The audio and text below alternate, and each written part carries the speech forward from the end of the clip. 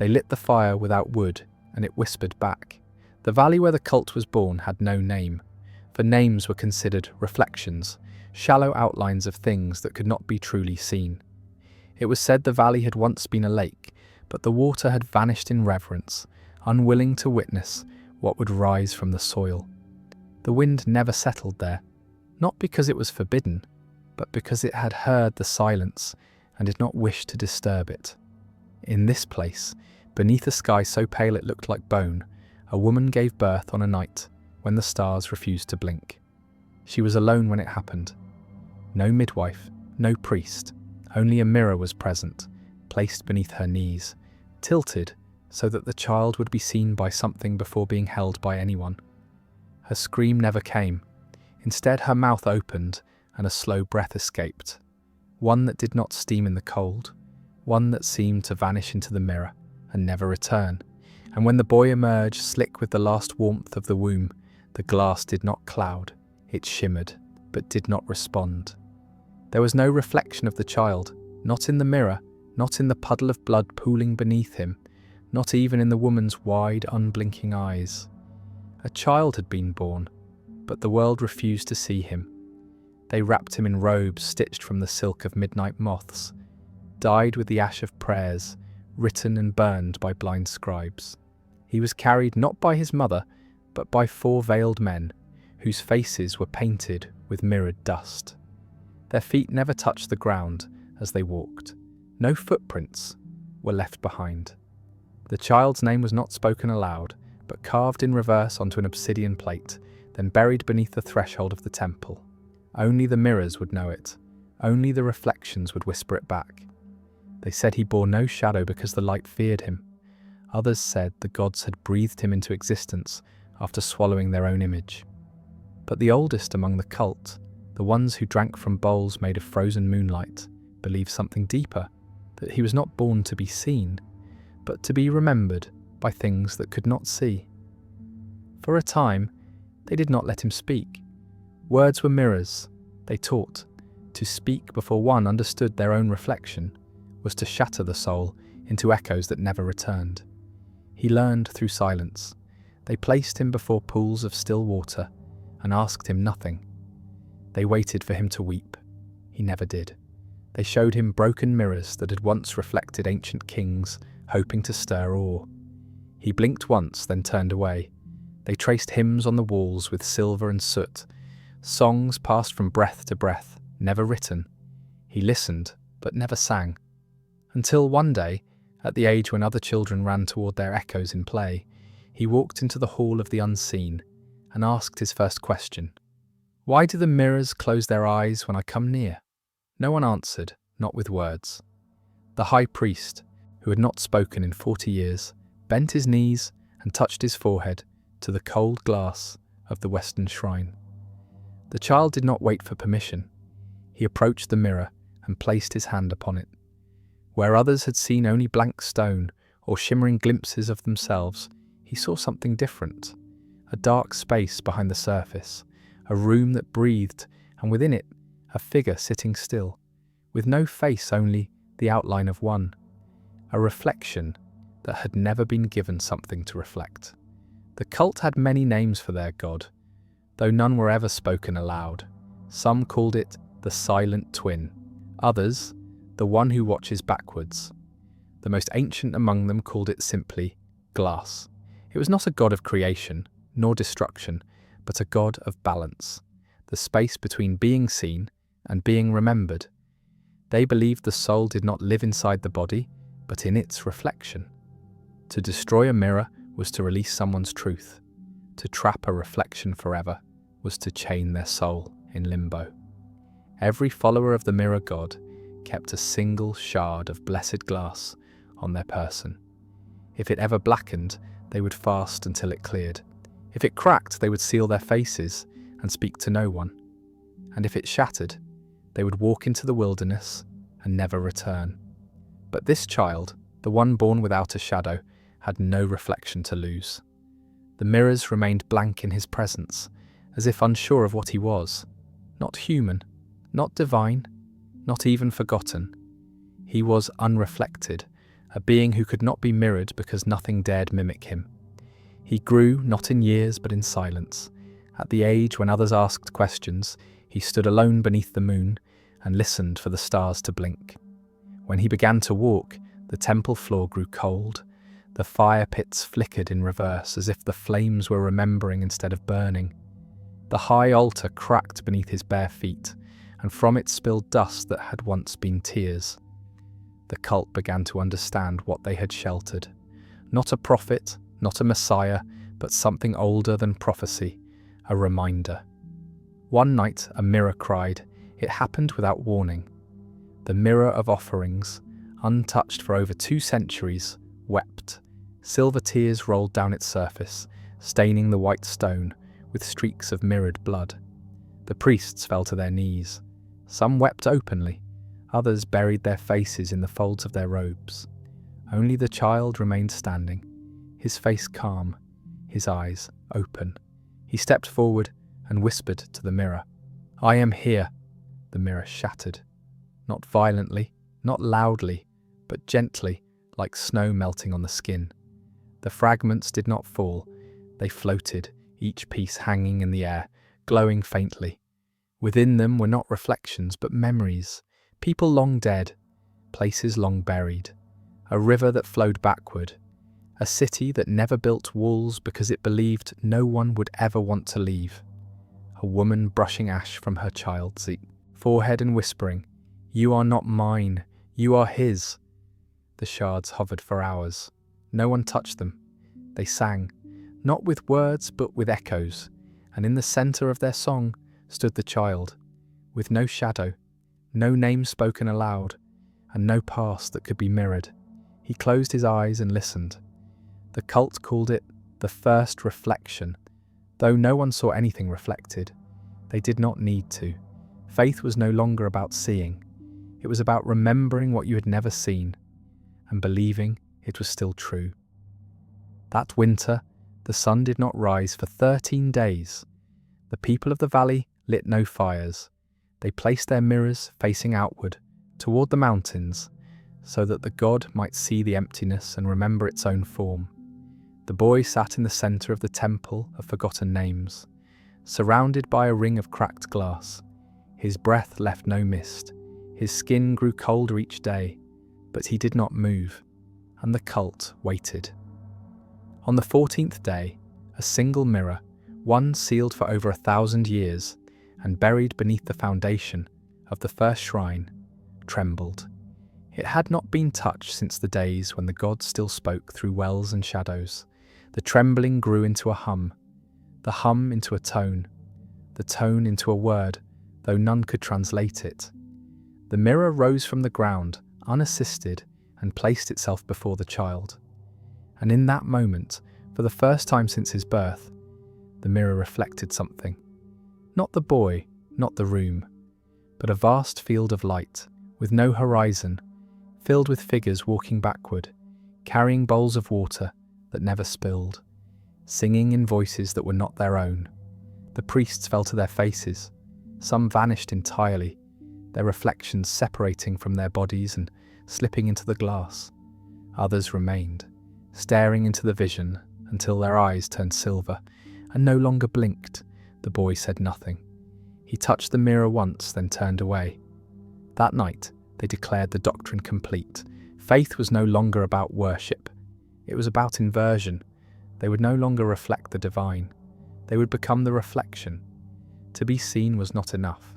They had to be what the mirror showed, even if it showed nothing. Especially if it showed nothing. For what could be more divine than what could not be looked upon at all? And so they changed.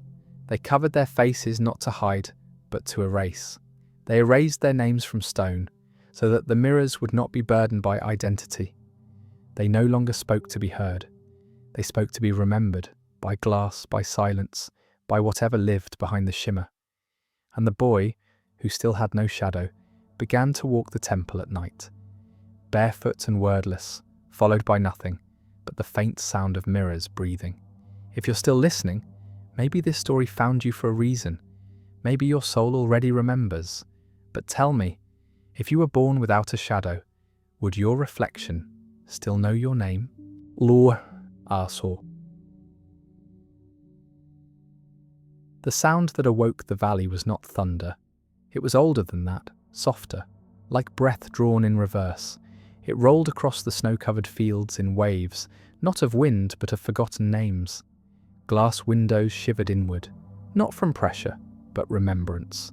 The followers of the mirror god rose in unison from their mats, eyes still closed, as if stirred not by ears but by the bones of memory. In the heart of the temple, beneath stone vaulted by silence itself, the boy who bore no reflection stood alone, facing a wall that had never been touched. That wall had no colour, no texture, and no story. It was simply called the Absence. It was said that no hand had carved it, no priest had blessed it, and no artist had ever dared imagine what it might hide. Yet for centuries, the cult had gathered around it, chanting hymns of non-being, hoping the wall would one day forget itself and reveal what had been buried behind the veil of mirrored time. Only the boy, born of no shadow, had ever dared face it directly. That morning, the wall exhaled, not with voice but with the silence that comes after a god has spoken, and no one was meant to listen. He raised his palm to its centre. Beneath his skin, veins that had never pulsed began to glow with a light not visible, but felt like the warmth of a fire imagined in deep sleep. His hand did not touch stone, it entered it, as if the wall was not built of matter but delay, centuries of hesitation woven into a single surface. The moment his skin passed through, the temple lights extinguished themselves. Every oil lamp curled inward, every torch bowed down, every mirror in every corner of the compound turned to face that wall.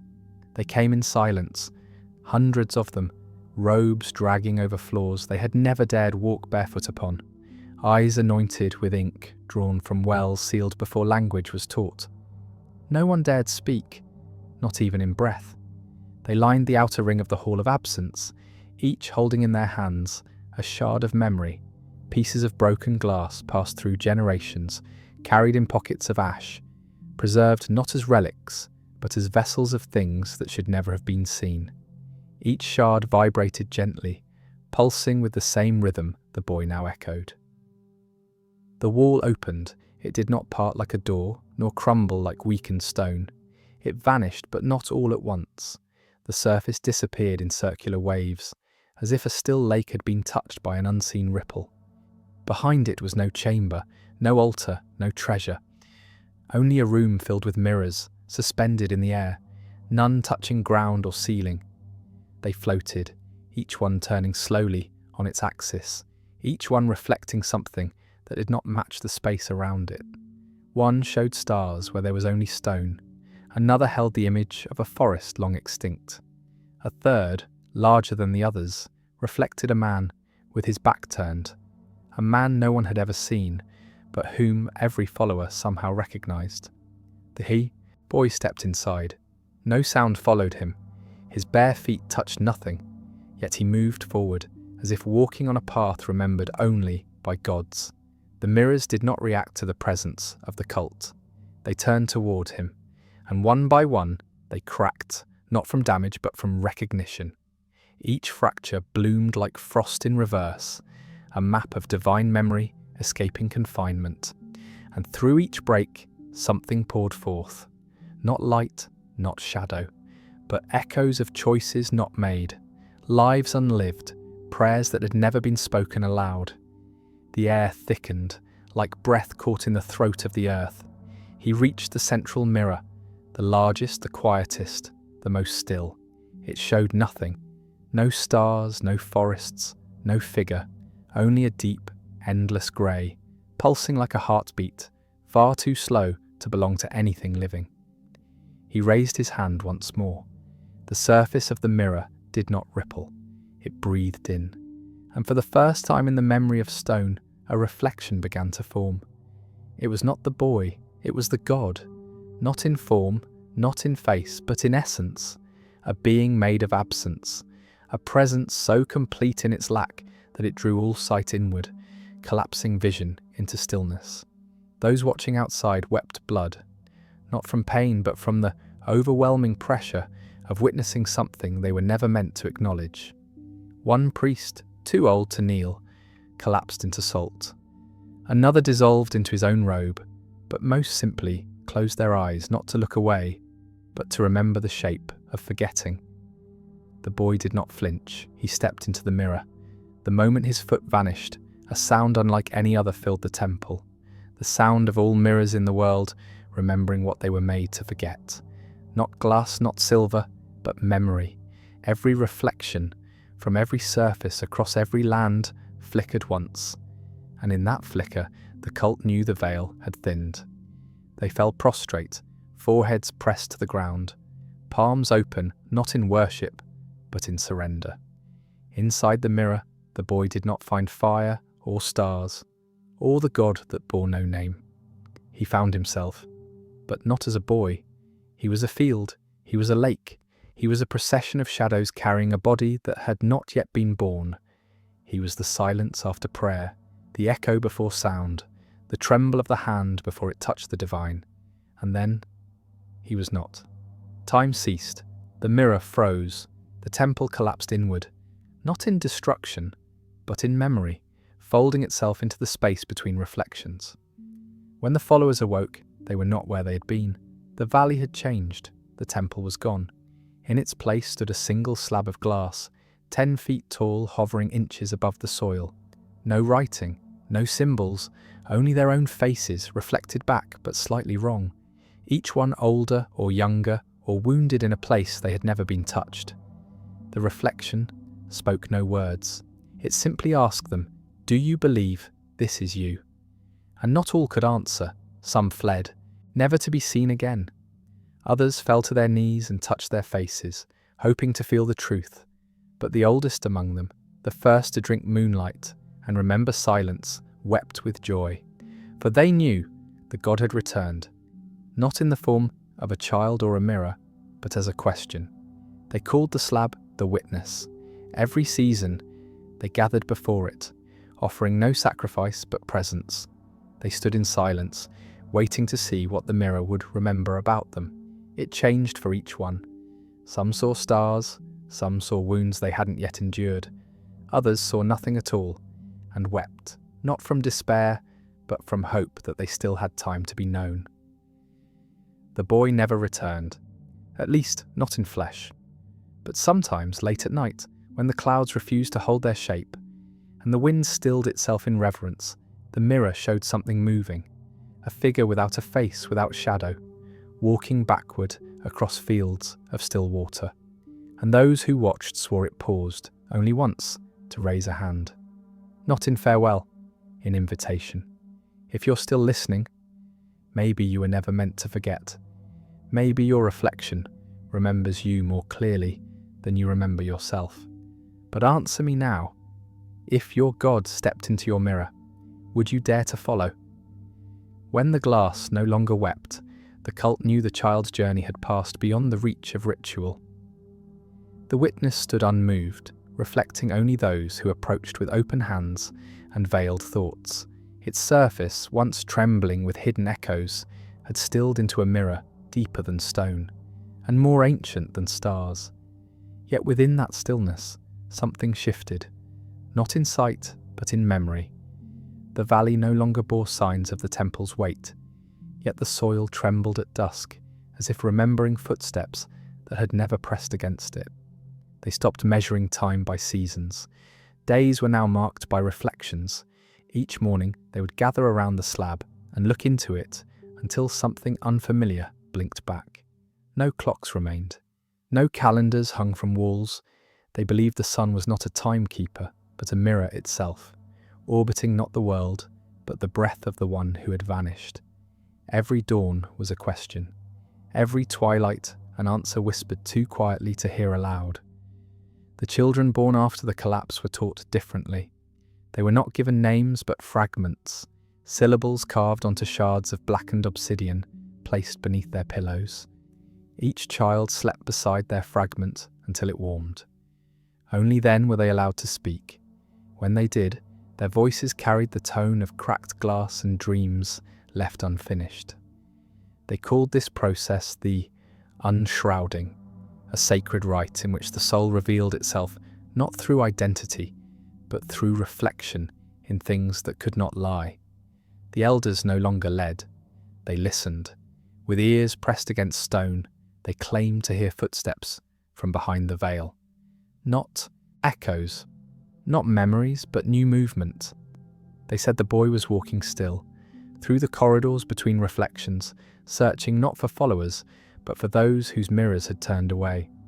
They believed the divine no longer waited to be worshipped, but sought those who had forgotten how to see themselves as holy. In silence, they prepared temples not of stone, but of thought. Stories began to emerge, soft as mist, carried between strangers who had never met. A mirror had been found in a ruined well that showed the viewer as a child never born. A woman gazed into a frozen pond and saw a man who had never touched her hand, but whom she recognized instantly. A traveller claimed to have passed through a forest where every tree reflected his fears, and at its centre stood a boy, with no face, whispering without words. They never proved these tales. The cult did not need proof. They called them signs. Soon, mirrors were no longer tools. They became offerings. Every household constructed a single frame of glass, but no one dared look into it alone. Reflection became a communal act, performed in sacred circles where no voice was raised and no eye wandered. They believed the god only watched when unity was present, when all thoughts bent toward a single shape. The belief that they had once been seen and could be again if their silence was pure. A second witness was found, not built but revealed. It lay beneath a waterfall that poured upward. The rock behind it split open during a night of moonless storms, and from its centre came a rectangle of perfect clarity, untouched by water, soil, or time. When approached, it did not reflect. Instead, it absorbed. Those who stood before it forgot a single moment from their lives, not chosen but removed. Some lost their first kiss, others, the death of a parent. One man forgot how to grieve. They wept, not from sorrow, but from the holiness of being rewritten. The cult did not call this punishment. They named it the blessing of erosion. To lose a piece of oneself, they taught, was to make room for the divine to dwell. The god did not enter full vessels. It sought emptiness. It loved cracks. It moved between the forgotten, and those willing to be forgotten, even briefly, were given visions more vivid than memory. They saw fire that sang, mirrors that bled, and skies that folded inward like prayer scrolls. No longer did they build altars. They became the altars, standing still at the edge of lakes, heads bowed, garments untouched by design or signature. They let the wind pass through them without resistance. To be seen by the mirror god, they said, was not to shine, but to vanish. Many disappeared willingly. They walked into reflections that no longer belonged to this world. Some were never spoken of again. Others left behind a shimmer, a slight distortion in the air, as if the world had breathed them in, but not exhaled. One day, the witness darkened. Its surface turned from silver to obsidian, absorbing all light and returning no image. Panic did not follow. Reverence did. They fell to their knees, pressing palms into the soil until blood rose beneath their fingernails. They believed the god was blinking, not sleeping, but blinking. A divine pause, a moment of sacred transition. For 3 days, no mirror in the valley reflected anything. People passed each other like ghosts. Shadows fled from lanterns. Animals would not drink from streams. On the 4th night, the slab brightened, and within its surface appeared the boy, no longer a child, not yet a man. He stood in a place that could not be named, surrounded by hundreds of reflections, none his own. Each mirror showed another life, thousands of them. And yet, he was alone. The people watching fell silent, hearts trembling. For the first time, their god was not hidden. But he was not triumphant. He was not crowned. He was not worshipped. He was searching, not for followers, for someone who had left before the first temple was ever built. A single tear ran down his cheek, but it fell upward. Then the reflection faded, and the mirror returned to stillness. The cult did not speak for a season. They wore garments of woven night. They buried their own names beneath trees, hoping the roots would remember them gently. They carved no new teachings. They waited, as they always had, not for an answer, but for a question worthy of the silence they had inherited. And in that sacred quiet, the witness whispered one final reflection. It said, "He still walks, not in form, not in body, but in the way light bends around an unanswered prayer. In the way a reflection hesitates before becoming true. In the way you sometimes feel watched when standing before a mirror, even when the room is still." You walk beside him now. Can you feel the silence he left behind? Do you hear the breath in your reflection? Then ask yourself, if the fire never came back, would they still wait in the ashes? They sealed their windows with gold dust and covered their wells with mirrors that showed only the sky. The city did not glow at night, nor did it welcome dawn. It existed beneath a dome of smoke-coloured glass, suspended between breath and forgetting. No birds flew above it. No footprints marked its paths. It was not hidden by distance, but by decision. The kind of place that chose silence over survival. The inhabitants did not speak names. They wore masks not for ritual, but to protect the mirrors from being forced to see. They called themselves the Remembered. Not because they wished to be known, but because they feared being forgotten incorrectly. To be misremembered, in their belief, was to fracture the soul into forms it never chose. They did not record their laws in scrolls or etch them in stone. Instead, they breathed them into polished obsidian discs, then buried them in underground chambers where only those without reflection could find them. Their entire belief was built on one ancient truth, that the face was a lie taught to mirrors. Every home bore a single object, a veil lantern. It held no flame, only smoke that moved as if remembering light. This smoke circled the rooms endlessly, tracing the architecture in silence. The lantern was not for illumination, but for communion. When the smoke thickened, it meant the god of forgotten identity had entered the space. Children were taught not to speak in its presence, for words could wrinkle the veil. If the lantern shattered, the house was left and never returned to, not because of danger, but because a face may have escaped. Long ago, before the city cloaked itself in forgetting, they told of a time when reflections hunted their makers. The tale spoke of a prophet who showed the people their true faces, and in horror, they broke every mirror and carved masks from the bark of trees that had never seen light. The prophet vanished into the shadows of a well that drank of voices instead of water. From that day onward, they agreed, no one should be seen as they are, for what is seen can be named, and what is named can be trapped. At the centre of the city stood the House of the Veil, a spire carved from stone so dark it made moonlight recoil. It had no doors, only veils, layered fabrics made from spider thread and ash, each dyed with silence. Only those who had never removed their mask since birth could pass through its folds. At its heart stood the grand mirror, not of glass but of water suspended in air. It reflected only those who had never seen themselves. If one looked into it with knowledge of their own face, the mirror vanished, and with it, their memory. A boy once approached the house with nothing but a song. He had no mask, no veil, no offering. The people did not stop him. They watched as he walked barefoot through the veils, each one slicing whispers into the air behind him. When he reached the centre, the mirror bent toward him like a flower. It showed no reflection, only a question, written in light and dissolving just as quickly. What name would you give yourself if no one could hear it? The boy smiled and spoke nothing.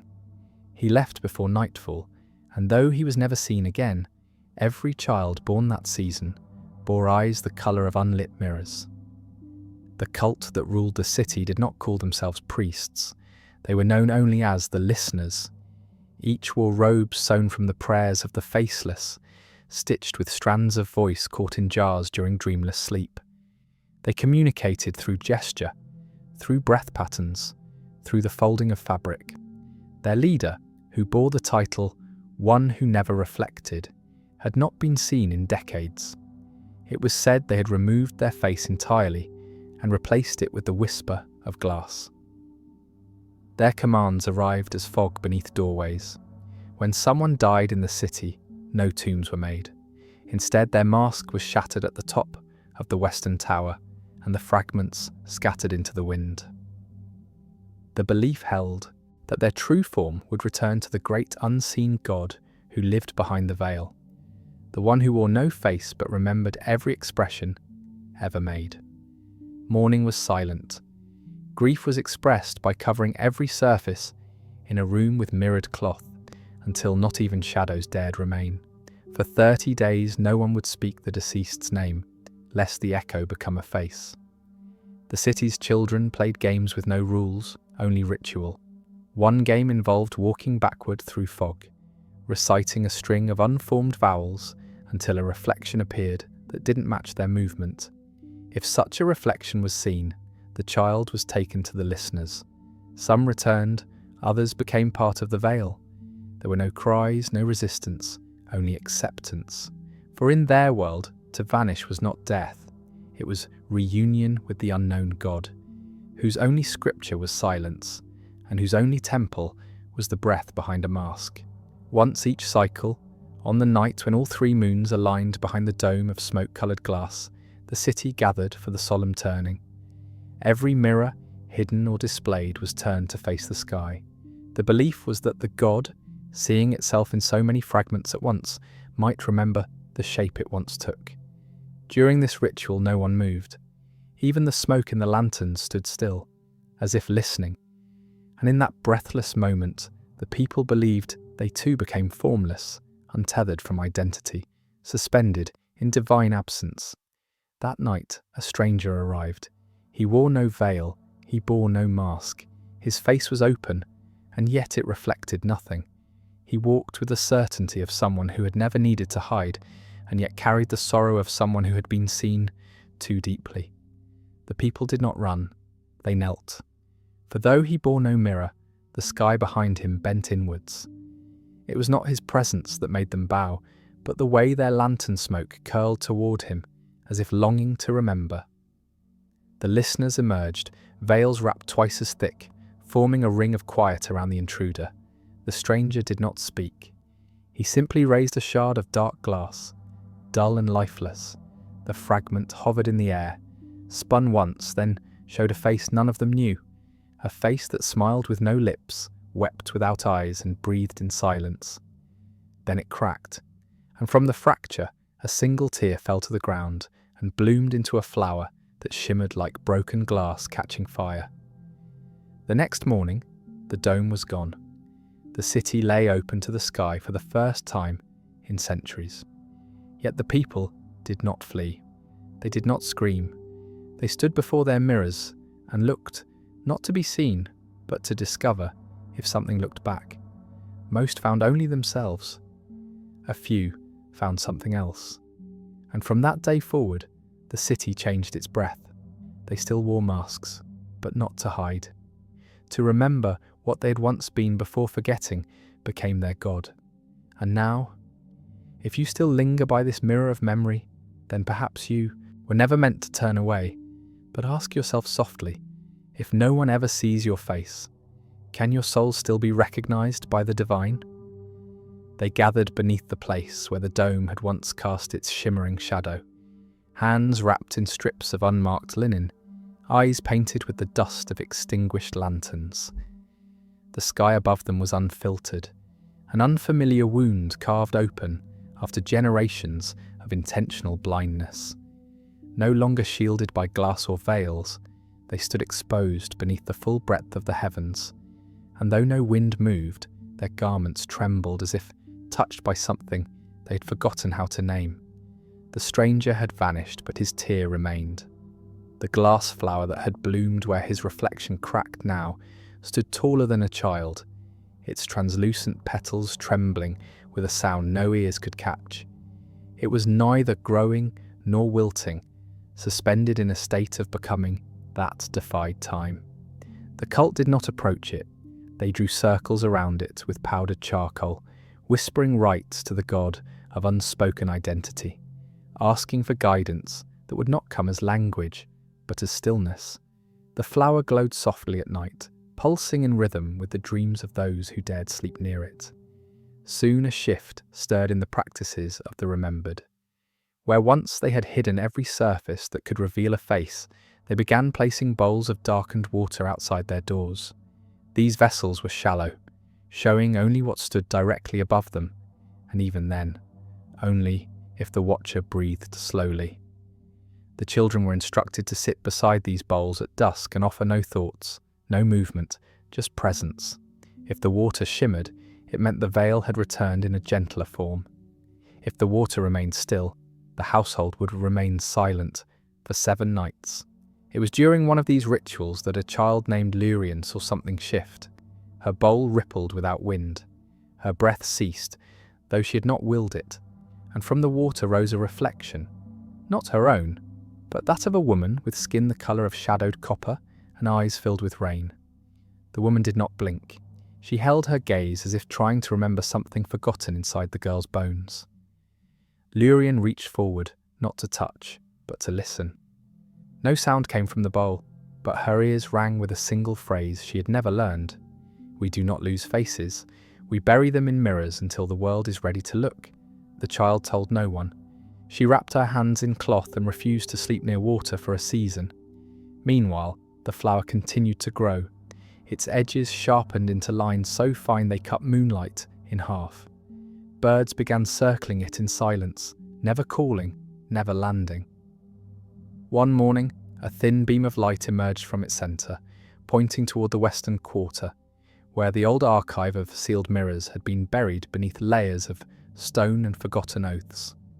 The listeners took this as instruction, though no voice had commanded them.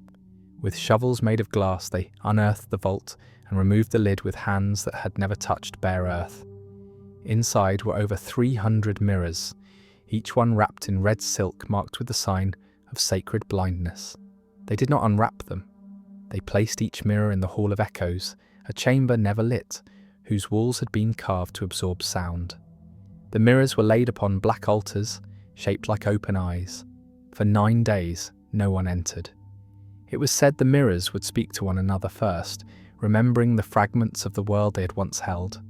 On the 10th day, the flower's light extinguished, and the people knew the mirrors had finished their counsel. Then came the emergence. One of the mirrors began to glow, not with brightness, but with memory. Images flickered across its surface, in rhythms that mimicked heartbeats, but slower, as though drawn from the pulse of stone. A woman walked through a corridor made entirely of glass, yet cast no reflection. A masked elder knelt before a pool and wept tears that rose rather than fell.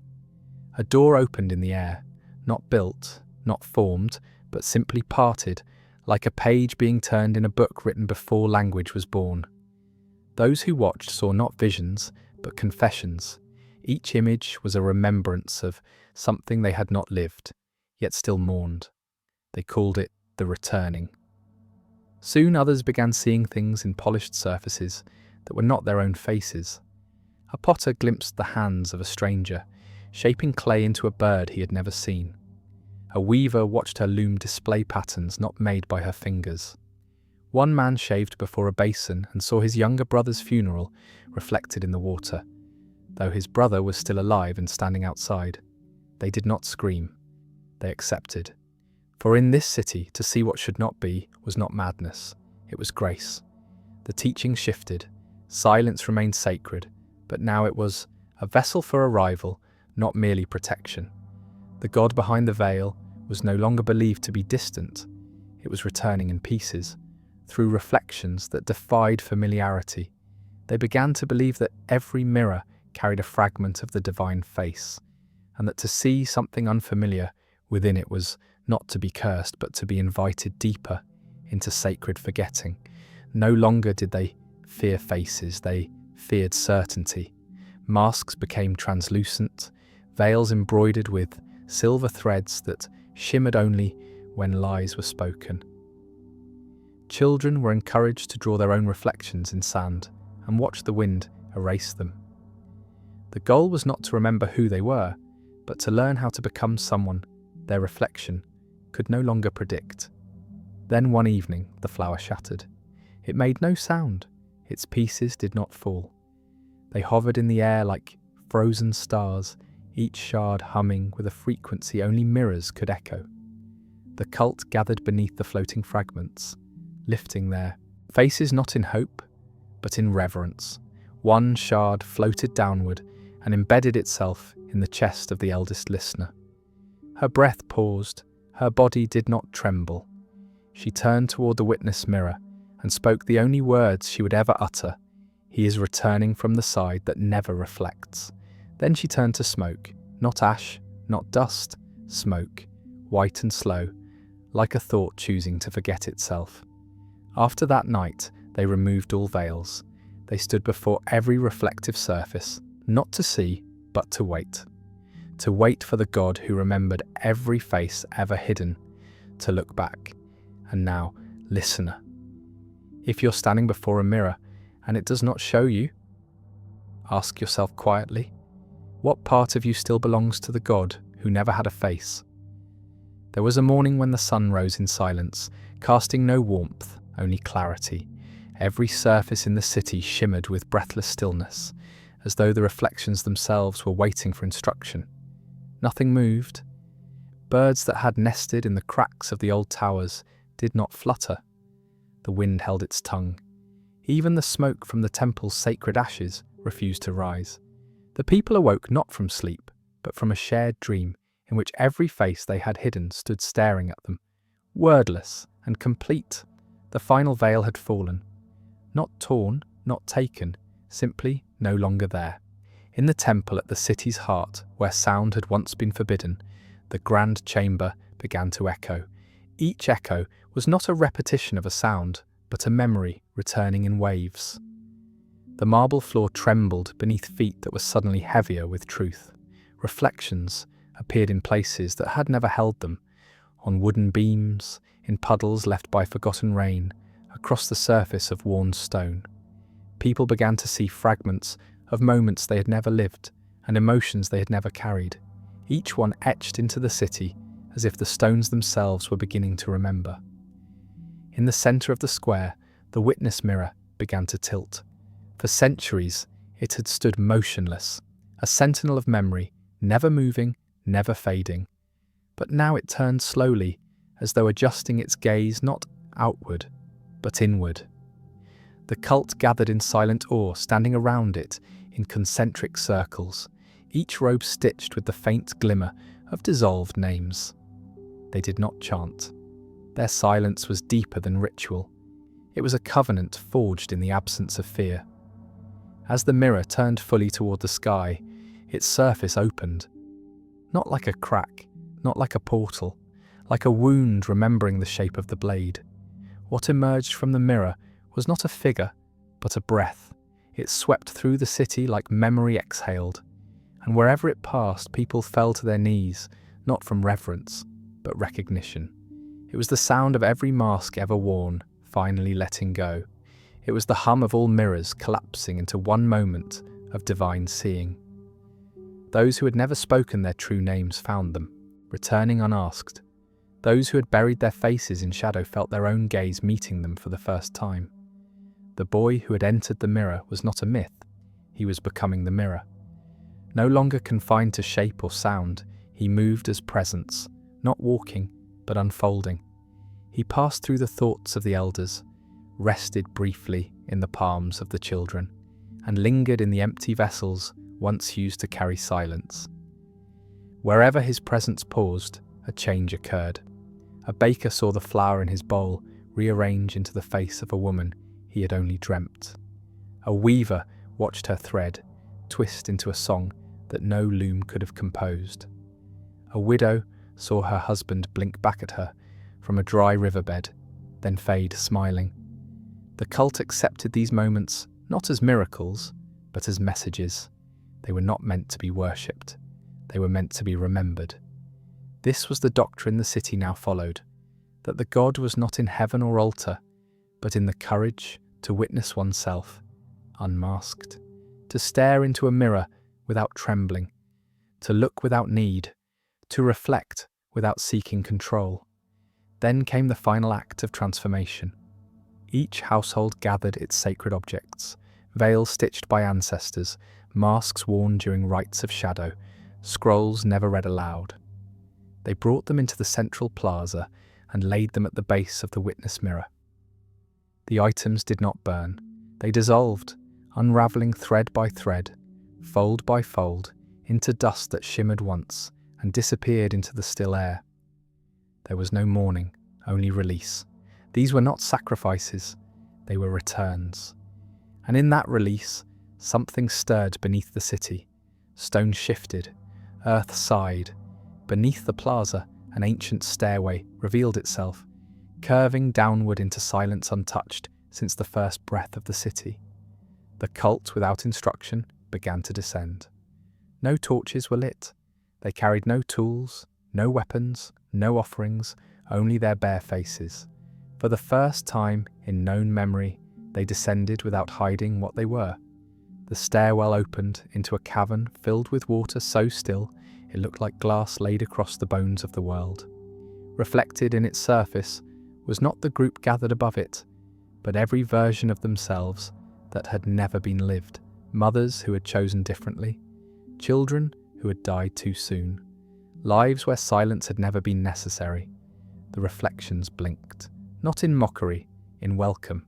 They called this place the Chamber of Unchosen Faces.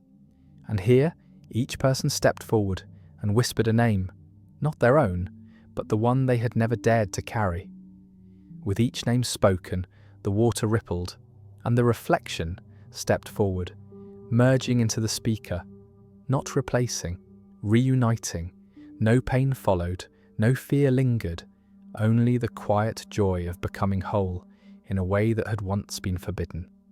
The mirror above in the plaza slowly faded into mist, its duty complete. Back in the city, nothing was as it had been.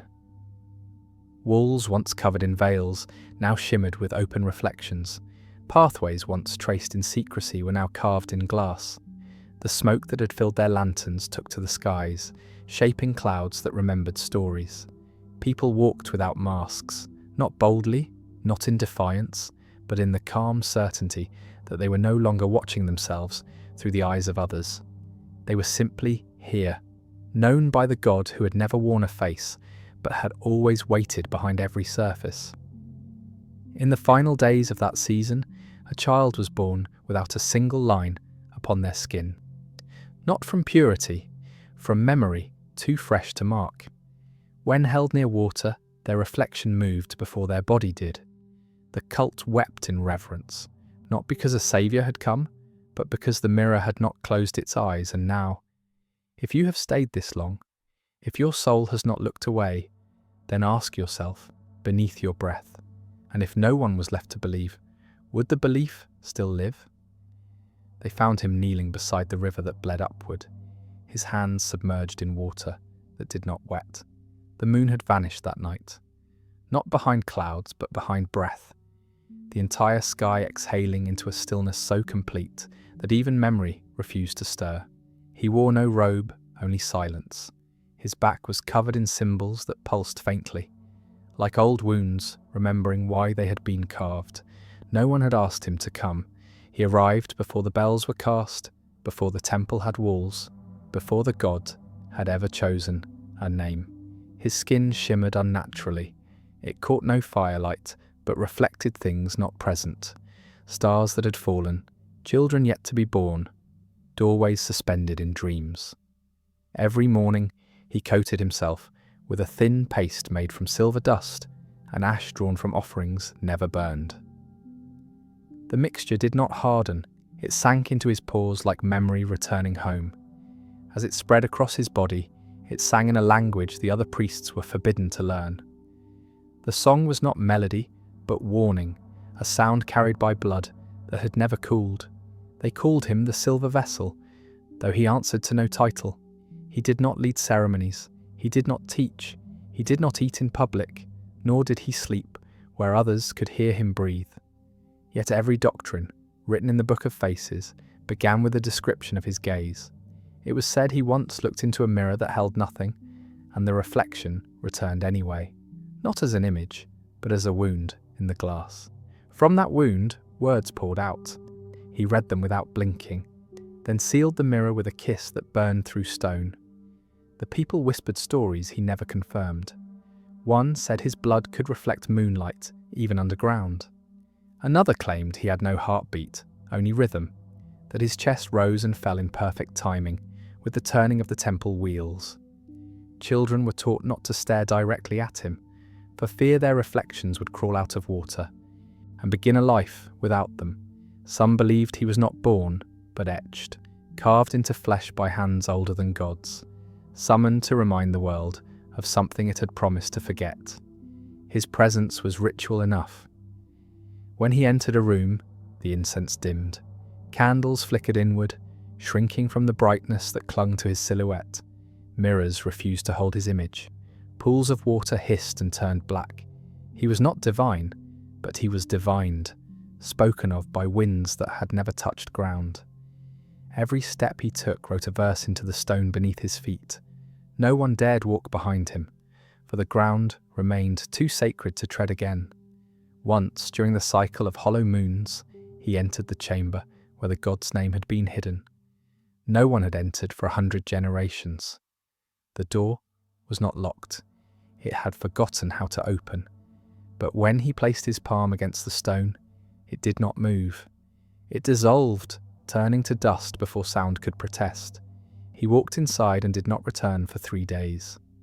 When he emerged, his silver skin bore a single black mark across his chest, a symbol none had seen and all refused to describe. He spoke nothing, but the temple bells rang without hands, the clouds split without wind. Birds forgot their flight and hovered in place, listening to something buried inside the silence. They say he never blinked, not once, not in sleep, not in pain, not even when fire was placed upon his shoulders during the rite of refraction, a ceremony meant to test whether a soul was made of reflection or shadow.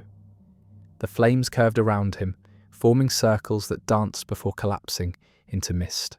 From the ashes, coins emerged, silver discs stamped not with images, but with absence.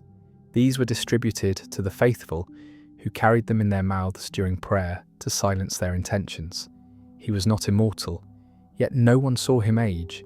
The creases on his face remained the same from the day the first stone was laid until the last star fell over the city. His voice was never heard, but his silence changed the shape of rooms. In his presence, liars forgot their lies. Thieves returned what they had stolen to places they had never been. Even the dying found breath, not enough to live again, but enough to ask one final question. Why did we ever stop listening? The silver on his skin began to pulse during the year of twin eclipses. Every vein shone like starlight drowned beneath glass. The elders begged him to reveal the meaning. He only looked eastward, where the river vanished into rock. That night, he walked into the mountains barefoot, leaving behind a trail of light that refused to fade. The people followed at a distance, afraid to draw too near, yet unable to turn away. At the mountain's base he knelt again, the same posture as the night he first arrived. His hands hovered above the ground, not touching, not trembling, and then the mountain opened, not as an avalanche, not with sound, but with surrender. A fissure bloomed from its heart, wide enough to swallow a temple whole. From its depths rose a column of air, so still it stilled the lungs of those watching. He stood and stepped forward. The silver on his skin dimmed, leaving behind only flesh that looked unfinished, as though he had never been meant to remain. He entered the rift. It closed behind him, like a page being sealed by fire. In the years that followed, the temple did not mourn. They did not search for him. They built no statue. They carved no shrine. Instead, they gathered each morning beside the river, that no longer flowed and painted their hands with ash and silver. Not in mimicry, in remembrance, they whispered the songs he never taught. They wore silence like a crown. They waited not for his return, but for the moment they too would be called without being summoned. Then one night the river sang, a low tone that turned bones cold. The water had returned, but it flowed upward again, vanishing into the sky like breath ascending. Those who listened closely claimed the river carried reflections not of the living, but of the dead. People lost in floods, in fire, in the weight of being unseen. The reflections did not wave, they only watched. One of them bore silver skin. He said nothing. He offered no gesture, but the look in his eyes carved silence into the night, and the people understood. He was not returning. He had become the silence they once feared. And now he watches through every surface, listening for voices that remember how not to speak. And if you're still awake, and your room holds even the faintest shimmer, look gently. Because sometimes, if a man becomes silence, can his reflection still cry? Long after his body vanished into the mountain's breathless mouth, the temple refused to close its doors. They left the entrance unguarded, a silent wound in the architecture where stone should have met stone. Not as tribute, not in mourning, but because some doors are not built to be shut, once a soul has passed through them with clean silence. Wind sometimes gathered there at dusk, curling in slow spirals without sound. The priest called it the unseen benediction, a presence carried not by footsteps, but by memory that hadn't yet settled. Years passed in candlelight. They kept the chamber beneath the river vault untouched, where he once wrote without ink onto black clay, each symbol known only to the mirrors. No one entered it since the day the final seal melted into the earth. Above it, the walls remained warm, no matter the season. Beneath it, the roots of the fig tree twisted in shapes that resembled script, not language, but feeling etched into bark. Birds that passed overhead often paused mid-flight, as though forgetting how wings worked beneath that air. The high faithful began preparing their skin, as he once had, but none could bear the weight of the mixture. The silver turned to frost when it touched their cheeks. Some fainted without dream. Others spoke names they had never learned. A few vanished in the act, leaving behind robes folded so precisely it seemed the body had dissolved between breaths. They did not try again. They realized the ritual was never meant for imitation, only for watching, only for understanding from a distance too sacred to cross. One winter, the stones beneath the western corridor began to hum. No instrument moved, no hand struck surface. The sound arrived like a forgotten language, returning through bone. It pulsed beneath the floor for 7 nights, rising and falling in waves so slow they altered the rhythm of sleep. On the 8th night, an initiate heard a single note hold longer than the others, a tone so sharp it splintered her shadow into 3. She did not scream. She traced the split along the wall with her palm and left the temple without her name. They called her the first echo and never spoke of her again.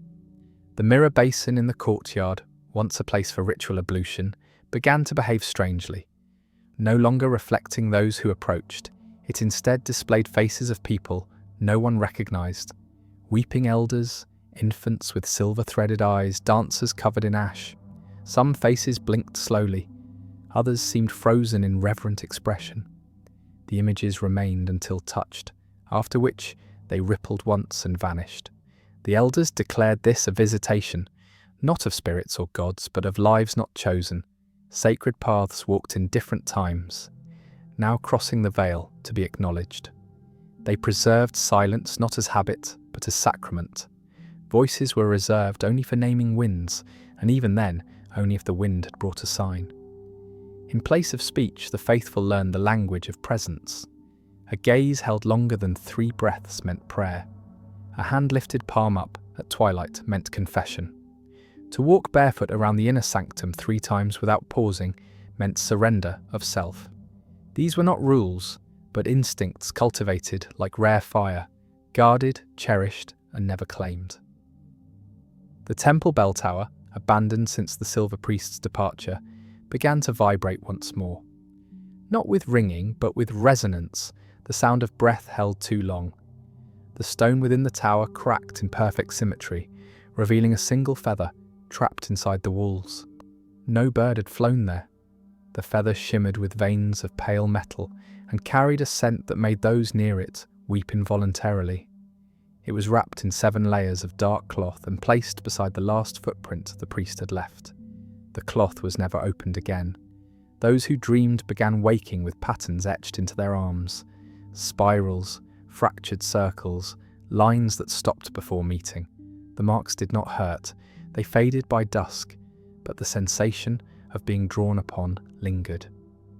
One child awoke with a complete glyph covering her back, a symbol not recorded in any archive, but known instinctively by all. It meant seen, through unseen eyes. She was never instructed. She simply walked to the mountain base at dawn and disappeared into the rock as if it had never been solid. Stories spread beyond the temple walls. Travellers spoke of encountering a figure bathed in dull silver, walking through forests where no mirrors had ever been held. Villagers described a man who did not cast a shadow, who listened to the air as though it prayed. One account told of a priest whose skin wept molten metal that healed the sick but erased their names. None of these tales were confirmed, but each carried the scent of forgotten reverence, and so they were carved into the underside of temple tiles, unseen but always beneath the faithful's feet. They believed the priest had not left. They believed he had dispersed, not vanished, but folded into the spaces between light and reflection. He was no longer a form, but a function. A gesture felt in the way mirrors fog before tears are shed. A presence sensed when no voice has been raised, yet the room quiets all the same. The youngest children often pointed to empty walls and smiled. The elders nodded without question. They knew the silver had not faded. It had learned how to be everywhere, without being seen. A new generation rose, not with robes or titles, but with quiet certainty. They did not seek to speak for the divine. They sought to become listeners so empty of self that the sacred could pass through them untouched. They began inscribing prayers not on parchment, but on wind, shaped by breath and released during sunrise. These prayers were not meant to be remembered. They were meant to become the sky's responsibility. The priest's chamber was left untouched. No one entered, but the door remained open. At midnight, the floor sometimes shimmered faintly, as though moonlight had returned to visit. The books in the room, never written, never read, had no pages, only covers made of soft metal that hummed when touched. Each book sang a single note, different for every hand. It was said that if one could gather the notes in sequence, the god would blink, not to see, but to acknowledge the one who dared listen without demanding to be heard. It became sacred practice to sit before a blank mirror and not seek an image. The faithful would place their palms on either side of the frame and wait. Sometimes they waited minutes, sometimes days. Once a monk sat for 13 nights without moving. On the final dawn, the mirror did not show him. It showed the priest, covered in fresh silver, walking backward into an ocean made of faces. He did not wave, he did not pause, he simply dissolved into the water as if returning to where he had once been carved. No one sought to recreate the vision. They simply knelt. They pressed their foreheads to the floor, whispering one breath between them all. And when they rose, their shadows moved slightly slower than their bodies. If you're still here, and you feel something watching, even when the room holds no eyes, then ask yourself, if you covered your skin in silver, what would your silence begin to remember? There came a night when the stars bent lower than the mountains, hovering like silent eyes that had waited too long to blink. The valley that once whispered his name now held its breath, as if the soil itself feared speaking out of rhythm with what was coming. Every surface that had once seen his reflection shimmered faintly, not with light, but with anticipation. The temple, though untouched for years, began to breathe again, its old stones exhaling dust that tasted like memory. Walls that had forgotten sound trembled. The air grew dense, as if the world was being reminded of something it had sworn to bury. Inside the sanctum, where he once stood cloaked in silver, the mirrors began to move. Not by force, not by wind, but as if the silence within them had remembered its shape. One by one they rotated, slow and deliberate, until they no longer faced the walls or the altars. They turned toward the door, as though expecting a figure to step through who would carry not robes or offerings, but the echo of a vow that had never been broken. The priests gathered in silence, but none approached. They had long since learned that sacred things arrive without needing to be greeted. Beneath the floor, a hum began to rise, low, steady, ancient. It was not a song, not a warning. It was a presence unfolding across dimensions, not bound by breath or shape. Those who felt it could not name what it meant. They only knew they had to kneel. And so they did, lowering their heads not to the God they worshipped, but to the absence that watched without demanding anything in return. The silver had never been a crown. It had always been a mirror turned inward. A child, no older than 9 winters, stood apart from the circle. Her eyes held no fear, only hunger for something deeper than knowledge. She stepped forward, barefoot on stone that shimmered with forgotten warmth, and entered the chamber uninvited. The mirrors did not protest. They tilted slightly, as if bowing.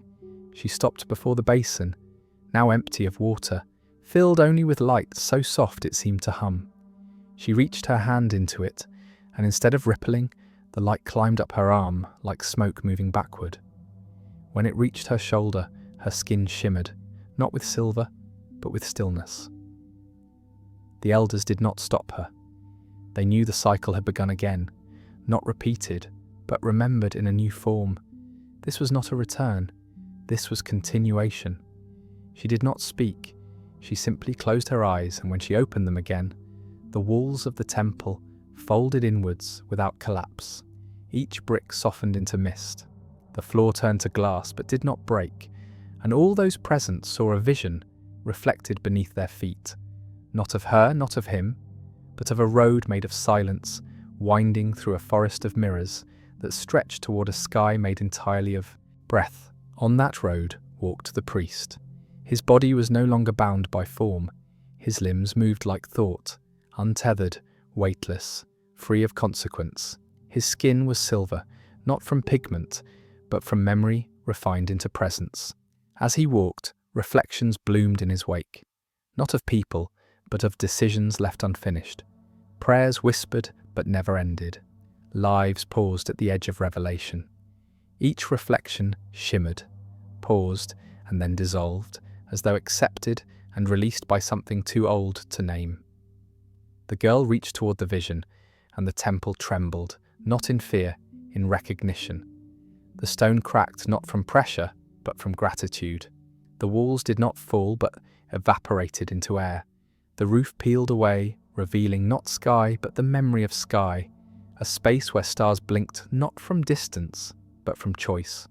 Light poured downward in silence, illuminating nothing, yet filling every breath with reverence. And then, without ceremony, without farewell, the girl vanished into the vision. Not taken, not lost, joined. The people remained. Not because they had been left behind, but because the silence needed witnesses. They carried no relics. They burned no incense. They did not raise hymns. Instead, they stood still and let their shadows fall in new directions, each one bending toward a different part of the reflection beneath them, each one marking a choice that had yet to be made. In the seasons that followed, the temple did not rebuild. It scattered. Fragments of its stones were found on mountaintops, inside wells, within the pages of books no one had written. Each fragment shimmered faintly, humming when held. Those who found them never claimed ownership. They simply knelt, pressed the stone to their skin, and whispered thanks. The mirror had never needed a house. It had always lived within the act of being seen without judgment. New songs emerged among the people, sung not with voices, but with the movement of hands through wind. with the silent breathing of those who now painted their skin with water, not metal. The silver had passed into legend, but its memory remained tangible. Reflections no longer frightened them. They welcomed what was shown, even when it was painful, even when it asked questions without offering answers. They understood, finally, that truth had never been about being right. It had always been about being whole. Once, a wanderer came from a distant land, carrying nothing but a cracked mirror tied to his back. He had never heard of the priest, never visited the temple, never spoken the language of those who had lived beside the mountain. But when he stepped into the clearing where the last shard of the altar lay, the mirror on his back shimmered and displayed a single word: return.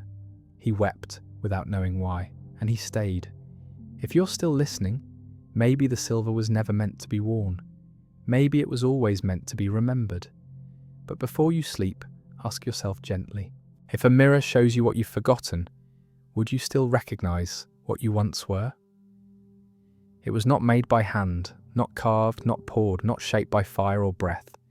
It was found already whole, resting beneath a tree that had no bark and bore fruit that dripped with silence. The villagers called it the unnamed glass. It held no frame. It leaned against nothing. It stood upright, untouched by wind or time, and reflected nothing that stood before it. If you stared long enough, it showed you only what you would have become had you never been born. No one claimed to have placed it there. No footprints surrounded its base. The earth beneath it was smooth, as though the world had inhaled and forgotten to exhale. The first to see it was a boy who had never spoken his own name aloud. He approached at dusk, carrying in his hand a lantern whose light bent sideways when he neared. The moment he met the surface of the mirror, the flame inside the glass turned blue and began to hum. Not a sound of warning, but remembrance, a tone only heard in dreams, where nothing moves. He reached out, not to touch but to understand. Before his fingers could meet the surface, the reflection shifted. It showed him older, cloaked in sorrow, with hands stained by ink that had never dried. He ran and told no one. Not because he was afraid, but because the image refused to leave his thoughts. It followed him into sleep, into meals, into moments of stillness, when the body forgets to distract itself. He did not return for many years, but the mirror remained, unmoving, unspoken, unbreakable. Over time, others found it. A widow who could no longer remember the sound of her husband's voice, a traveller whose face had been forgotten by every home he'd entered, a child born without a shadow. Each one saw something different. Some saw storms that had never formed. Others saw cities swallowed by golden sand. One woman saw herself kneeling beside a grave, weeping over a name she had not yet learned to love. None could explain what they experienced, but all who gazed into the mirror wept without noise. The village built no shrine around it. They left it as it was, exposed, vulnerable, unguarded. It was not revered as an object, but respected as a presence. Children were forbidden to play nearby, not from superstition, but reverence. It was believed that careless joy might fracture what had never asked to be touched. And so, the mirror stood, year after year, as trees grew and bowed toward it, as rain fell without leaving streaks, as the wind carried whispers around its edges, but never through. One night, under a sky that refused to hold stars, a stranger entered the village.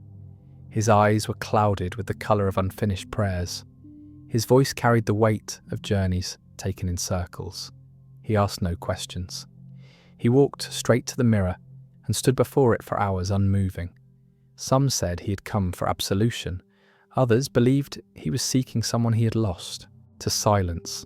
When he finally turned away, his face was wet, not with tears, but with water drawn from inside the mirror itself, droplets that glowed faintly before fading into his skin. He spoke only once. It has no past, only futures we refuse to choose. And then he left. After that, the villagers began to write what they saw.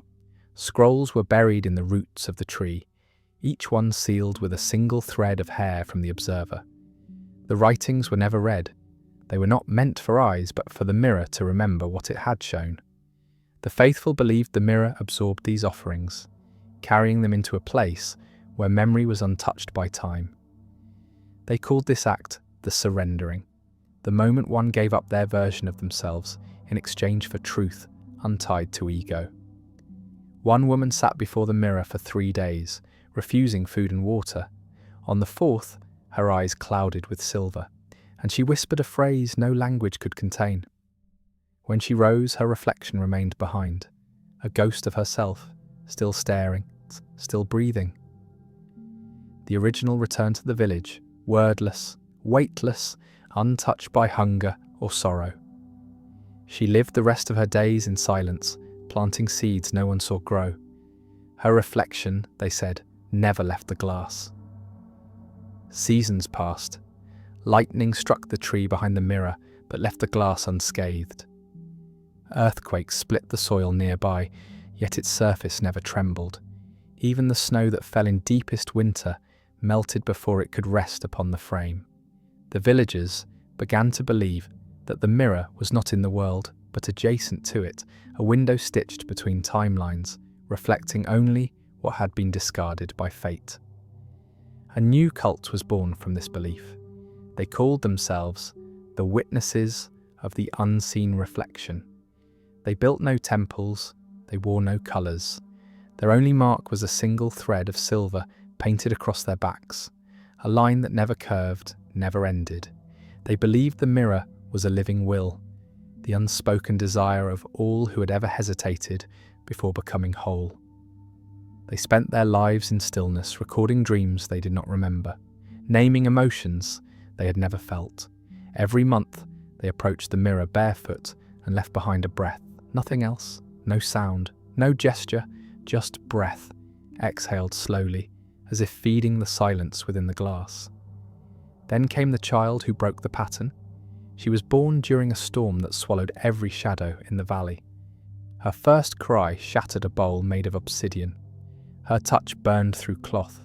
When she was brought before the mirror at the age of 7, the reflection did not change. It remained blank, as if waiting. She stepped forward and placed her forehead against the glass. And the mirror cracked, not shattered, not broken, cracked, a single line running from corner to centre, pulsing with light so faint it hurt to see. The villagers fell to their knees. The witnesses wept. Not from fear, from understanding. The mirror had never broken because it had never seen someone who belonged within it. Now it had. The crack, they believed, was not damage. It was invitation. That night, dreams across the village grew vivid and unified. Everyone dreamed of the same forest, the same child, the same mirror, now whole again, but no longer silent. In the dream, it whispered one phrase: "What is reflection, if not the promise of something still unfinished?" And when the villagers awoke, the mirror stood untouched, but the crack remained.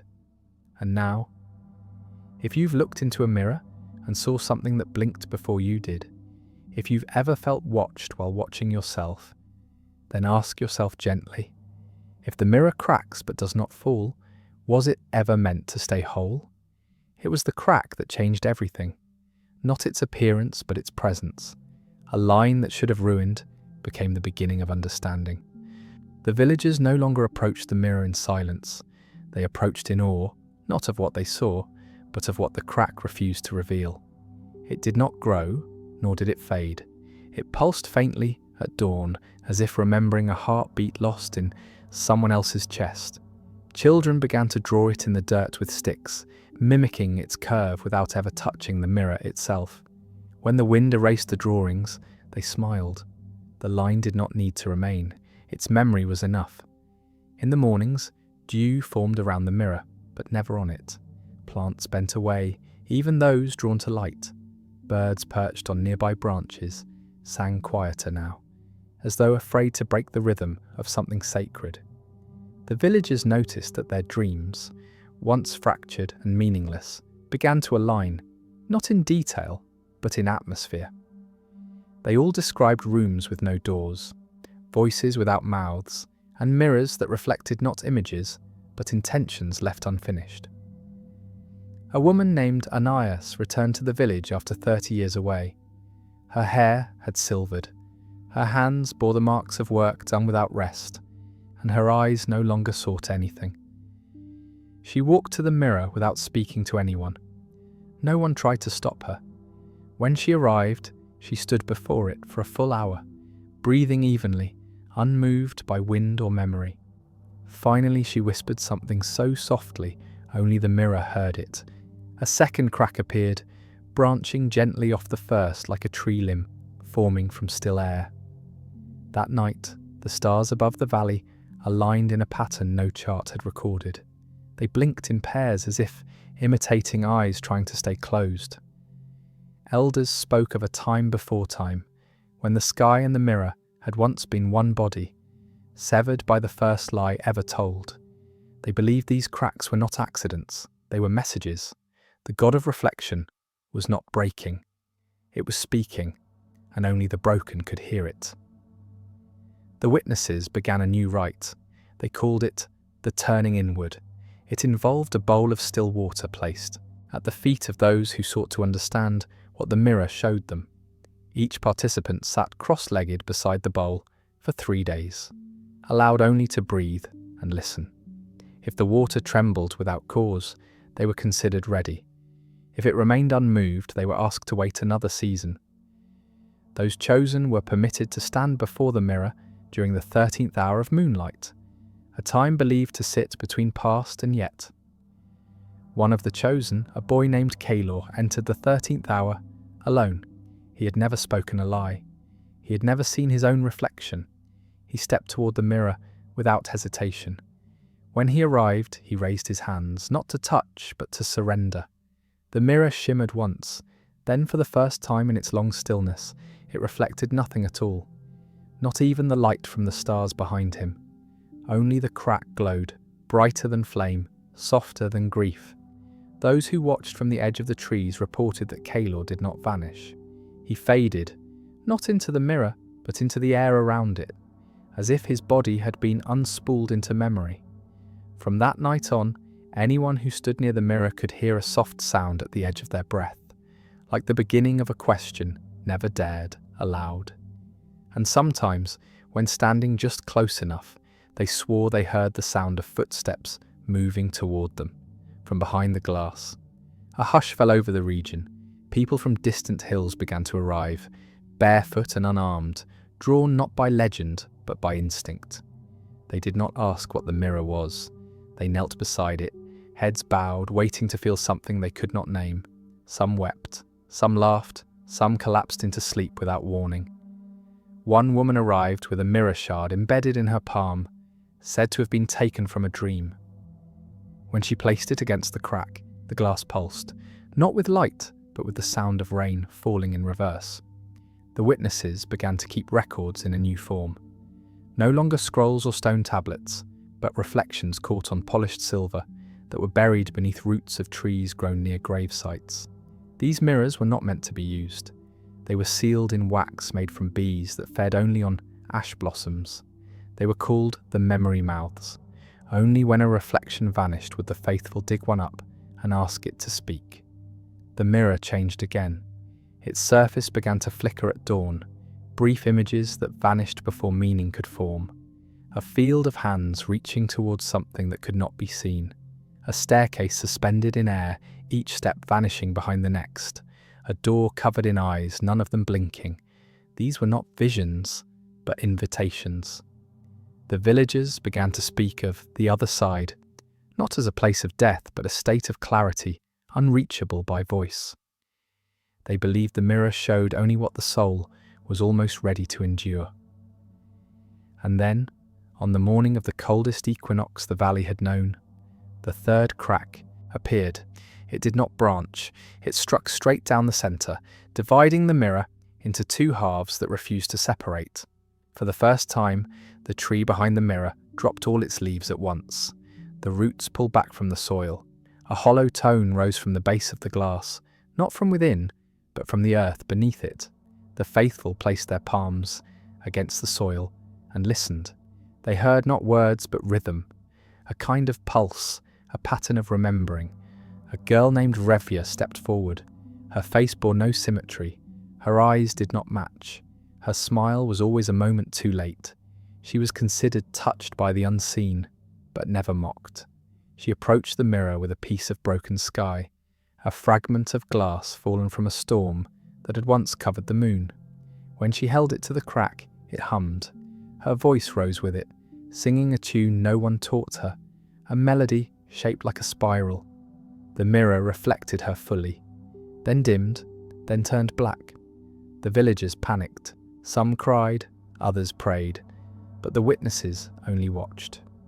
They knew what this meant. The mirror had accepted someone completely, not as a question, as an answer, and since that day its surface has not returned. It remains dark. Yet those who kneel still see themselves, not as they are, but as they will be when no one is left to remember who they were.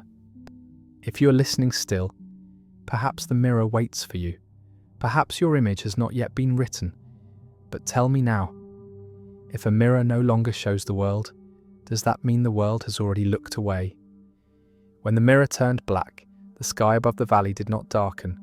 It grew still, not empty, not silent, but aware. The clouds no longer moved with the rhythm of wind, but with something older, slower, like breath being held by a god, uncertain whether to speak. Trees leaned inward, their branches drooping toward the glass, as though bowing to a grief they could not carry. The birds that once nested near the sacred clearing vanished, and no new tracks appeared in the soil, though hundreds came to look upon what the mirror had become. The glass no longer reflected.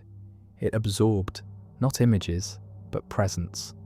No one spoke aloud what they feared, that it was complete, that whatever had pulsed behind the silver veil had spoken its final vision, and now waited in silence, not for believers, but for one who would walk into it without wanting to return. The witnesses gathered in a circle, unhooded, robes soaked with dew that refused to dry. They read nothing, wrote nothing, touched nothing. Their eyes remained open, not in hope, but as windows for whatever truth still watched through the mirror's darkened skin. One by one, the villagers brought items to leave at the mirror's base. Not offerings in the old sense, no coins, no flowers, no blood. They left memory instead. A father placed a bundle of hair he had kept since the birth of his lost daughter. A widow placed a stone her husband had carried every day without explanation. A child laid down a page torn from a book she couldn't yet read. None asked for blessing. None waited for a sign. These were not transactions. They were confessions, left without the need for forgiveness.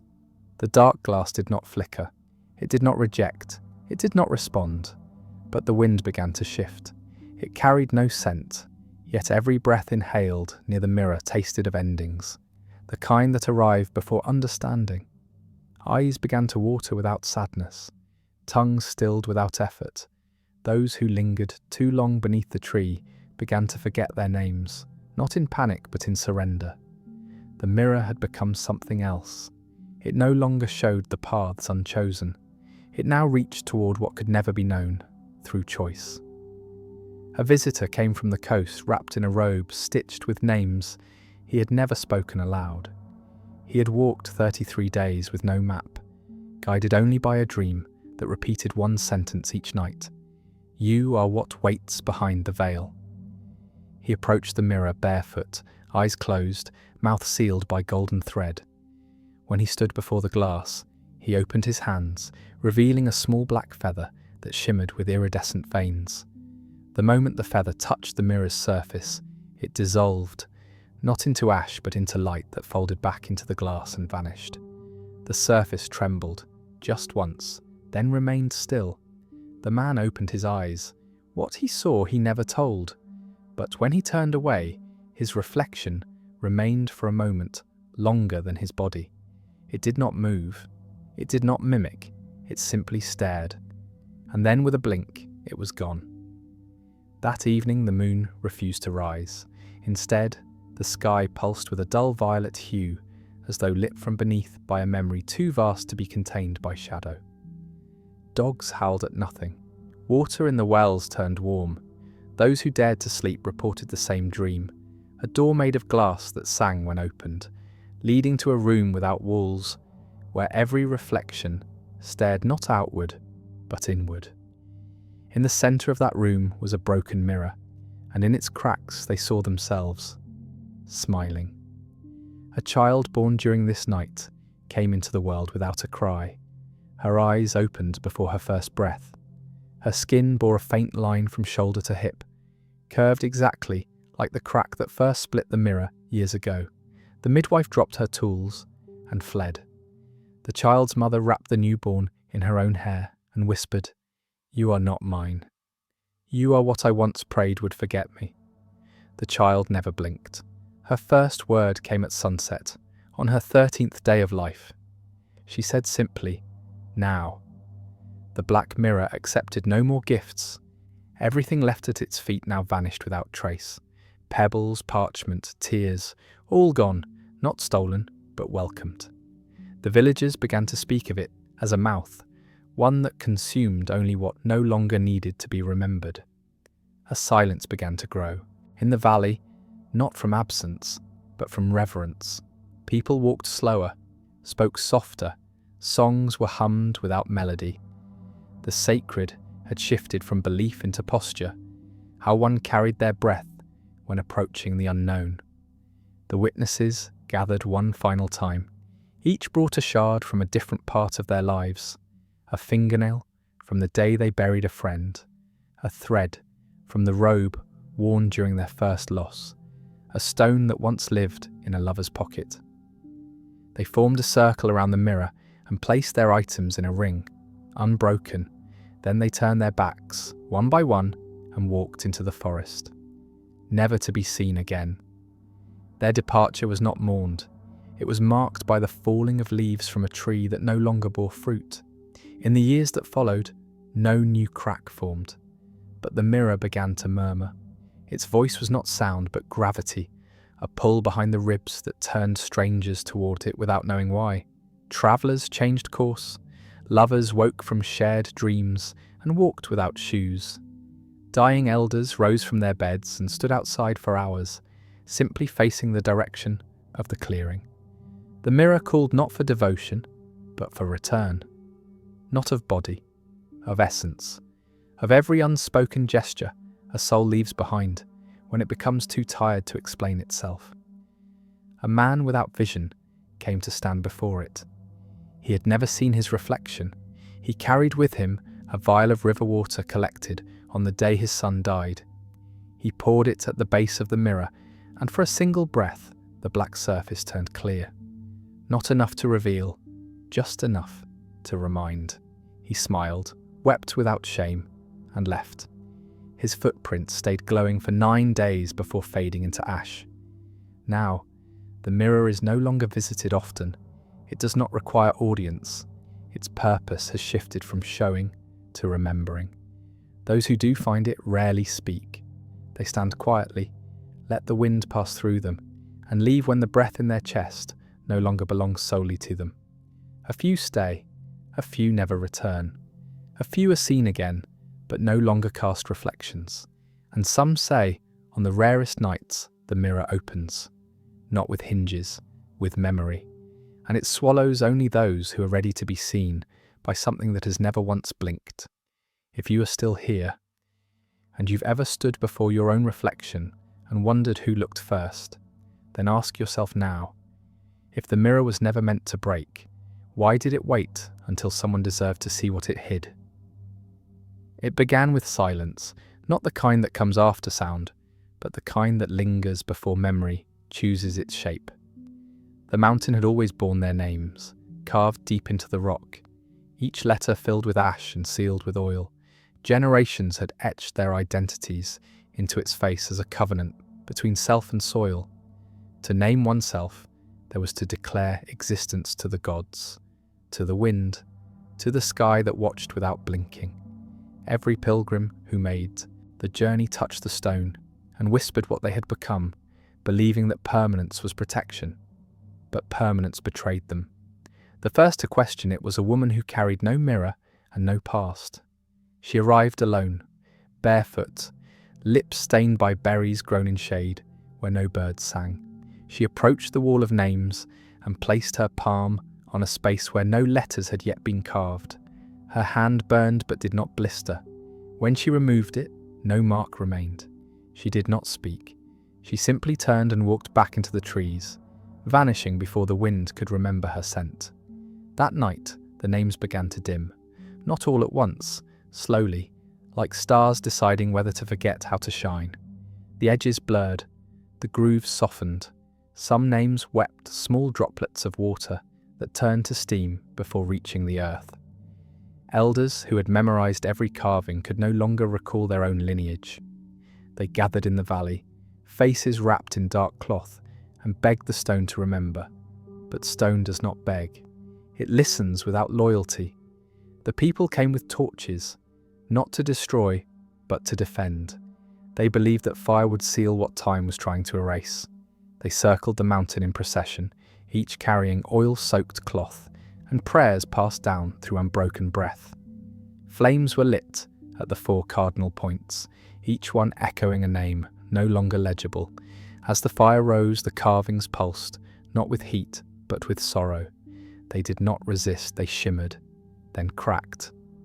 By dawn, more than half the names had vanished. The priests declared it a test.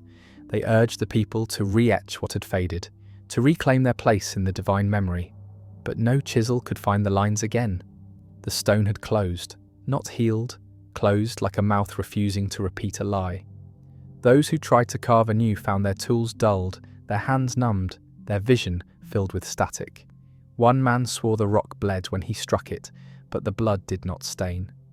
It evaporated into letters he could not read. A girl named Inari sat before the mountain without speaking for 3 days. She had not been born when her family name was carved, but she had memorized its shape, the curve of the middle glyph, the hollow beneath the final line. On the 4th morning, she stood and traced her finger across the space where it should have been. Her hand trembled, not from fear, but from recognition. There was warmth beneath the surface, not alive, but listening. She leaned forward and whispered a single word, "Forget." The stone sighed. Not a sound, but a shifting of weight, as though relieved of burden. More names dissolved. Whole generations vanished from the rock in a breathless moment. No screams followed, no riots, only stillness as the people realized that the stone was not erasing, it was releasing. What had once been a record of identity had become a grave of expectations, and the mountain no longer wished to carry what no longer served the soul. The high keeper of names, an elder who had never blinked during recitation, removed his robe and walked into the river without looking back. When his body was pulled from the current days later, the scrolls tied to his waist were blank, ink still fresh, pages unwritten. The council declared the age of naming over. No new children would be marked, no elders would be remembered in speech. Instead, each life would be measured in breath and shadow, fleeting, sacred, unclaimed. Fire became a language. At night, the people built small pyres and sat around them in silence. When one died, their possessions were not buried, but burned, and the smoke was watched to see which direction it leaned. They believed the smoke carried what the name could not, the true shape of a soul, unburdened by letters. In time, families stopped using words to refer to one another. They began to communicate through movement, through the placement of stones, through the weaving of fabrics whose patterns could only be read by touch. Still, some resisted. A man who had lost his father's name carved it again into the bark of a nearby tree. That night, the tree split open from within. No fire, no wind, only a quiet groan as its heartwood turned black. The man was never seen again. In the morning, the bark had closed around the carving, swallowing it whole. Witnesses described the scent of cedar and salt, the smell of something being buried not beneath ground, but beneath time. Others began burning their names willingly. They stood before the mountain, carried torches dipped in pitch, and held them close to their own carvings. Flames danced against the grooves, and one by one, the letters unravelled like threads in cloth too old to mend. No ashes fell. The fire left no smoke. Only silence, heavier than stone, settled over the clearing. And when the wind returned, it spoke through leaves shaped like question marks. A child, born without a name, wandered into the clearing, alone. She stood before the mountain and raised her arms toward the sky. The rock responded. A new crack appeared down its centre, not sharp but smooth, as if made by water rather than force. Light emerged from within, soft and blue, like the first breath of dawn. The villagers gathered. They did not speak. They did not kneel. They simply watched as the child stepped into the light and vanished. Not disappeared, transitioned. After that, no one approached the mountain again. It remained unguarded, unnamed, untouched. And over time, the forest grew closer. Roots crawled up the base. Moss covered the lower stones. Rain no longer echoed. The mountain, once a monument, had become a mirror.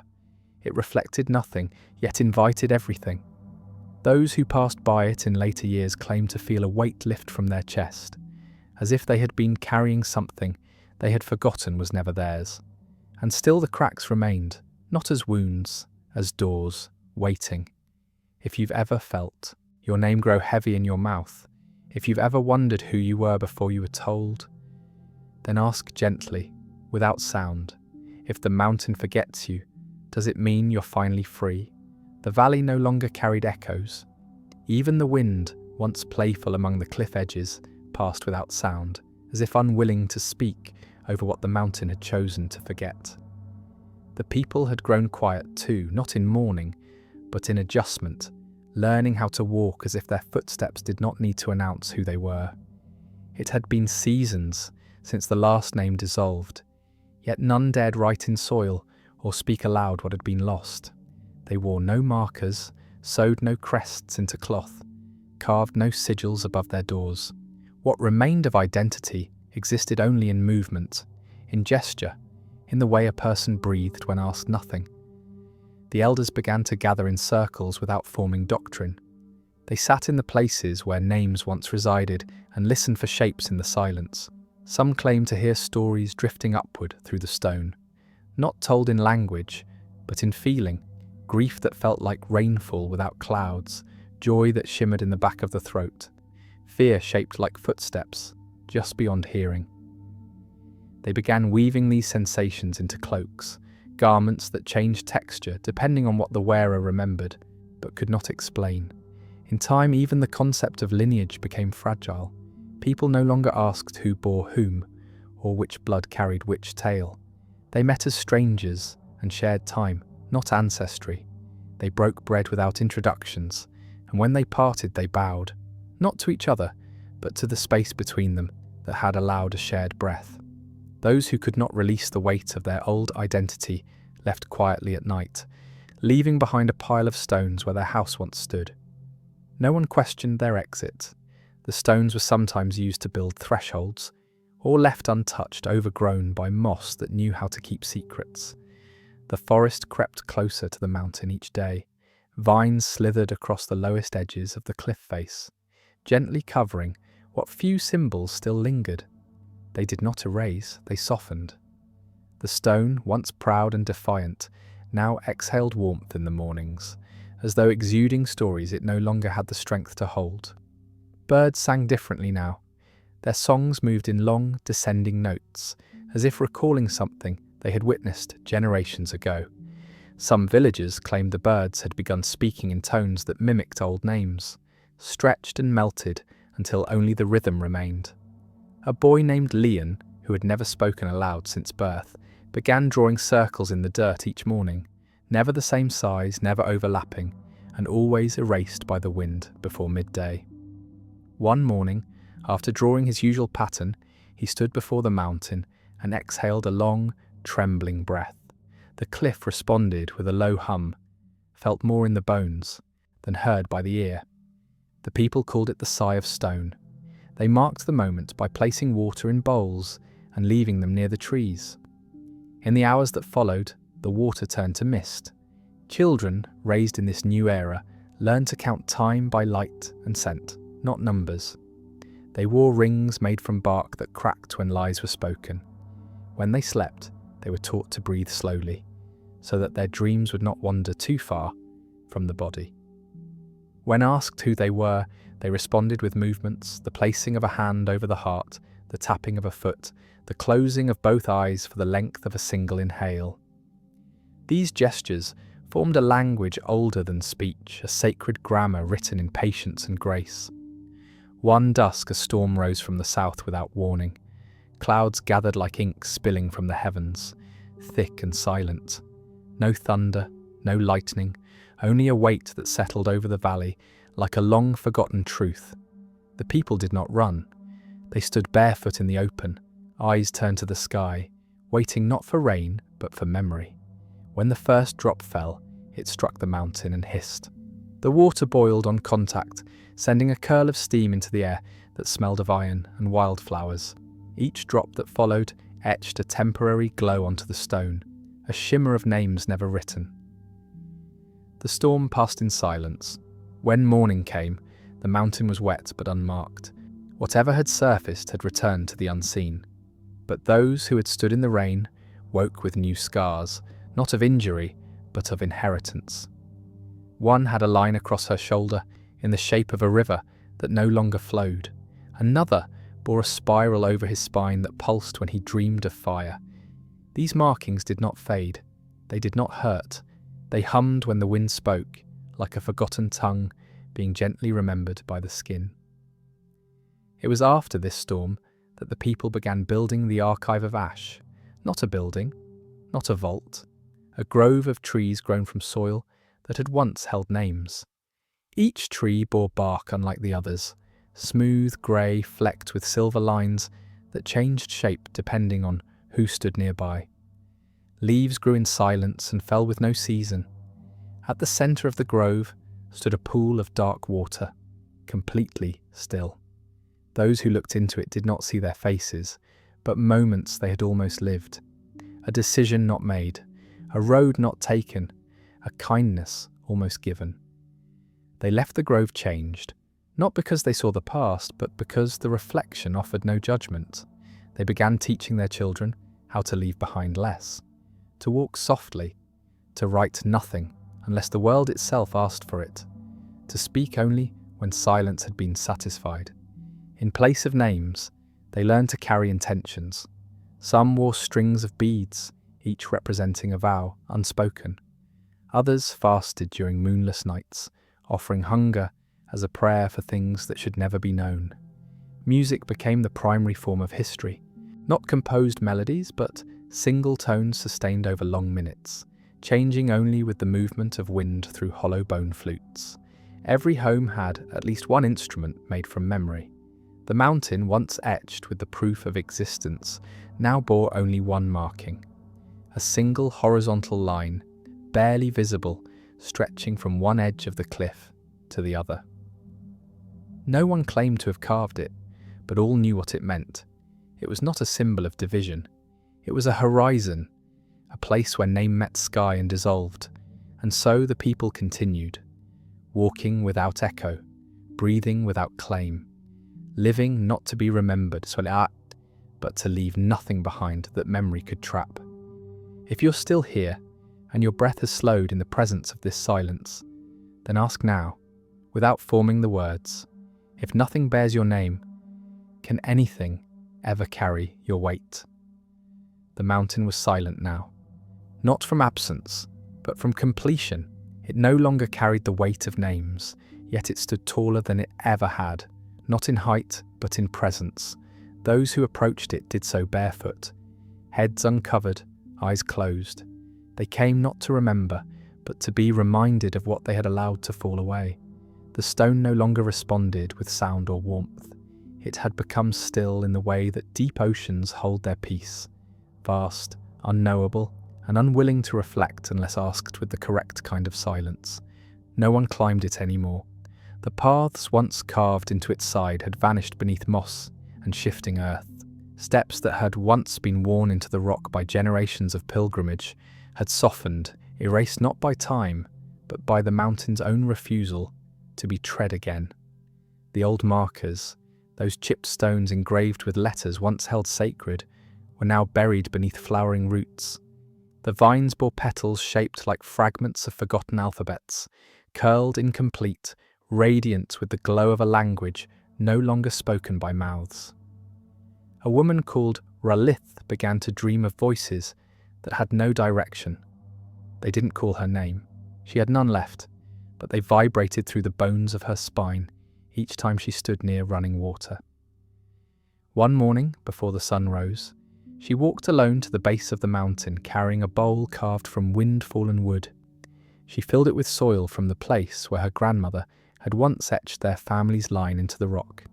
Instead of planting anything in it, she sang into the dirt, a note with no melody, held for as long as her breath allowed. The bowl cracked in her hands, not from pressure, not from fault. It broke the way a promise ends when no one needs it anymore. From within the split, a single feather rose into the air, spinning slowly without wind. It hovered before her eyes and drifted toward the mountain. When it touched the stone, the cliff face shimmered once, like moonlight reflecting off something just beneath the surface of thought. Then it returned to stillness and the feather vanished. They began gathering at dusk now, not for ceremony, but for stillness. The people no longer spoke in gatherings. They stood in circles with palms turned upward, waiting not for revelation, but for the chance to be emptied. Some wept without knowing why, others smiled without cause. All of them breathed in unison, drawn into a rhythm that did not belong to the body, but to the earth itself. This was how they recorded things now, through the air shared in sacred silence. The children born in this age were unlike those who had come before. They did not ask questions until much later. They watched. They listened with their skin. They placed their hands on stone and waited for warmth. They did not seek identity, but understanding. When asked who they were, they often answered with gestures that resembled wind passing over tall grass, fluid, brief, unrepeatable. They knew instinctively that to name something was to chain it, and they had been born to float, not to anchor. One child, without ever being taught, traced a spiral into the ashes left behind by a morning fire. The symbol glowed briefly, not with light, but with memory. An elder watching from a distance fell to her knees, recognizing the pattern as one that had been carved into the inner wall of a temple buried long before her own birth. That temple had never been opened, and yet this child, who could not yet pronounce full words, had drawn its seal. No one questioned how. They simply added wood to the fire and let the ashes scatter into the wind. Over time, they began to use breath as ink. They gathered inside caves where the ceiling was too low to stand, and they whispered into the walls. Each exhale carried a truth, a question, a doubt. The soundless speech etched itself into the stone, not visibly, but with a presence that could be felt by anyone who entered. These places became known as hollows of resonance, not temples, not shrines, spaces where the self could dissolve without needing to be rebuilt. They taught each other how to vanish without dying, to leave behind the structure of self without mourning its loss, to dissolve identity like sugar into warm water, changing everything without leaving a trace behind. A man who had once been a leader, but had since cast off his titles, came to the mountain alone. He carried nothing but a single sheet of blank parchment, its edges curled by years of untouched waiting. He laid it flat on the ground and pressed his forehead to it.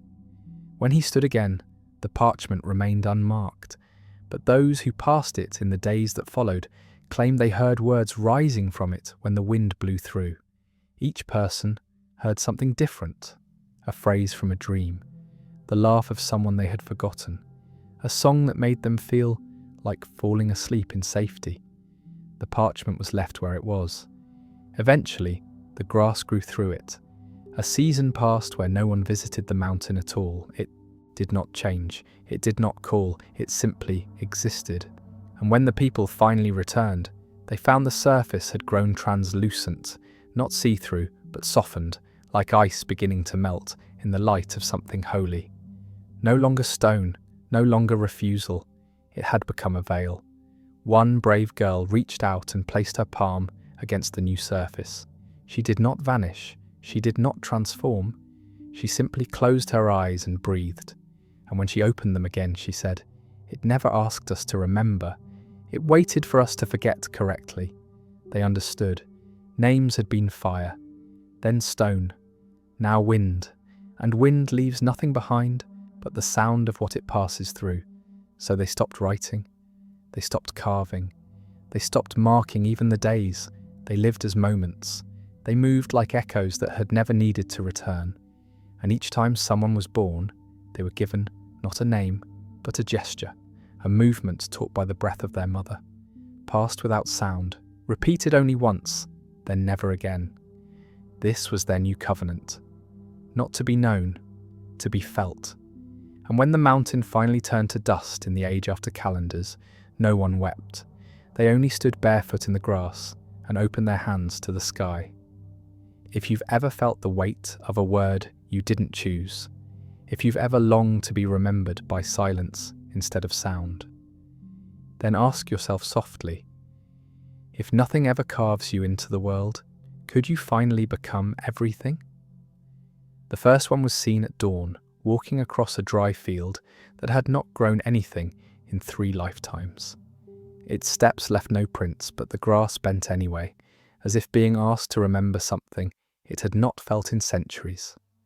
From a distance, the figure looked familiar, a man whose stride suggested memory, not presence. But as the sun broke across the sky, the truth revealed itself in silence. The figure had no face, only the outline of one, smooth, unfinished, like a thought that had never been spoken aloud. The farmer who saw it did not cry out. He dropped his tools gently into the dust and knelt. Not in reverence, but in recognition.